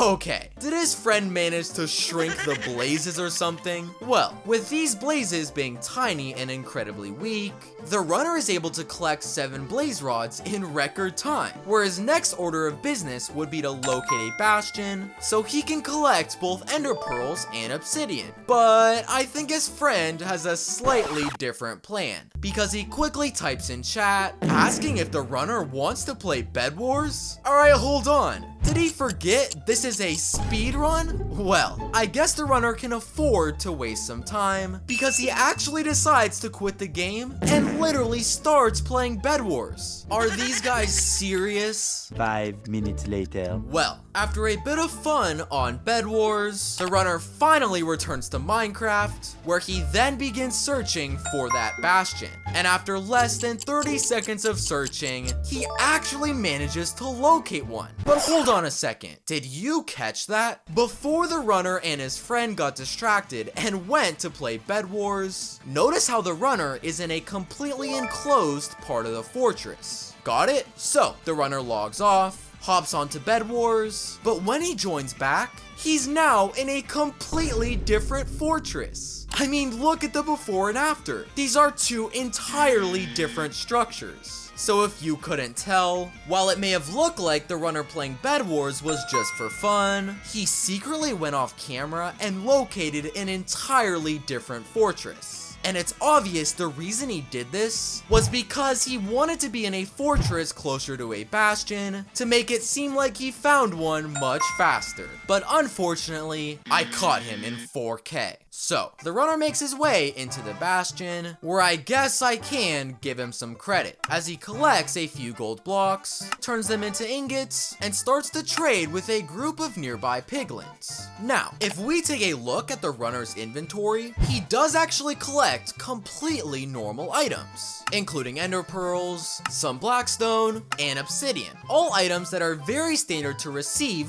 from piglin trades. But let's rewind the footage to see how exactly the runner got these 10 blocks of obsidian. I'll play the clip. As you can clearly see, these blocks of obsidian appear in his inventory while he's moving backwards. And that's very suspicious considering all the piglins are in front of him, and there's no possible way they threw the obsidian above his head. So where in the world did this obsidian even come from? Well, let's rewind the footage to about 20 seconds earlier and pause at this frame, where if you look closely, you can see the runner's friend clearly holding obsidian in his hand. If you couldn't tell, the runner's friend clearly threw 10 blocks of obsidian behind the runner while we weren't looking, and the runner walked backwards straight over it, hoping we wouldn't notice it randomly appear in his inventory. But unfortunately, I caught them cheating. So, after collecting ender pearls and getting the exact amount of obsidian he needs from his friend, the runner quickly builds the shape of a nether portal and lights it, preparing to head into the overworld. But just before he does, I want you to take a close look into the left corner of the screen, where you can see a random sign on this wall that clearly has the letter K on it. Alright, this is now the third different letter we've seen in the speedrun, and make sure you've been remembering them. So, the runner spawns back into the overworld, where things finally seem to be slightly normal, as the runner uses the very popular process of triangulation to locate the exact position of the strongholds. And when he digs down into it, he does actually get the achievement for entering it. But just a few seconds later, did you catch that? While the runner is casually searching for the end portal room, pause the footage at this frame, where you can very clearly see the shape of a letter E in the wall. And this is now the fourth letter we've seen in the run, and don't worry, this will all make sense very shortly. So, after a little bit more searching in the strongholds, the runner finally locates the end portal room, and he quickly begins to light it, preparing to head into the end. But hold on a second, did you see that? When the runner originally entered the end portal room, it's very obvious that the portal only has one Eye of Ender in it. However, after the runner turns around and goes to craft his own, when he looks at the portal this time, it now suddenly has 3 Eyes of Ender in it, which of course means the runner now has the exact amount he needs to light the ruined portal. How is this possible? Well, if you pause the footage at this frame, you gotta be kidding me. You can literally see the same player who's helped the runner throughout the speedrun wearing a lava skin and hiding in the lava pool to the left. Which means while the runner was busy crafting his own Eyes of Ender, his friends secretly placed extra eyes in the portal to help the runner cheat. And I'm not gonna lie, they almost just got away with that. So, the runner lights the portal, jumps in, and he's finally made it into the end. And his spawn is actually completely standard, as he spawns on an obsidian platform, the usual, and we can also see he hasn't gained any items in his inventory. But hold on a second. Do you remember how throughout the speedrun, this runner has seen 4 distinct letters? To begin, he saw the letter F built out of dirt at the start of the run. Next, he saw the letter A made out of leaves on this tree. After that, he saw the letter K on a sign in the Nether. And finally, he just saw the letter E while looking for the end portal room. Well, what happens when you take all 4 of these letters and put them together? Oh my gosh. They literally create the word fake. Wait a second. Did this guy just admit that this speedrun was fake the entire time? Look at the chat. That has to be what he's been doing. Well, after admitting he's been fooling us all, he of course has to show off one last time, where he goes to press this singular button, which clearly doesn't spawn naturally, and out from the sky drops the biggest netherite sword that I've literally ever seen. Dude, this thing is literally bigger than the speedrunner himself. Well, with a weapon this huge, I don't think anybody's surprised that the runner easily destroys the Ender Dragon. Click a video on screen now to watch even funnier fake Minecraft speedruns.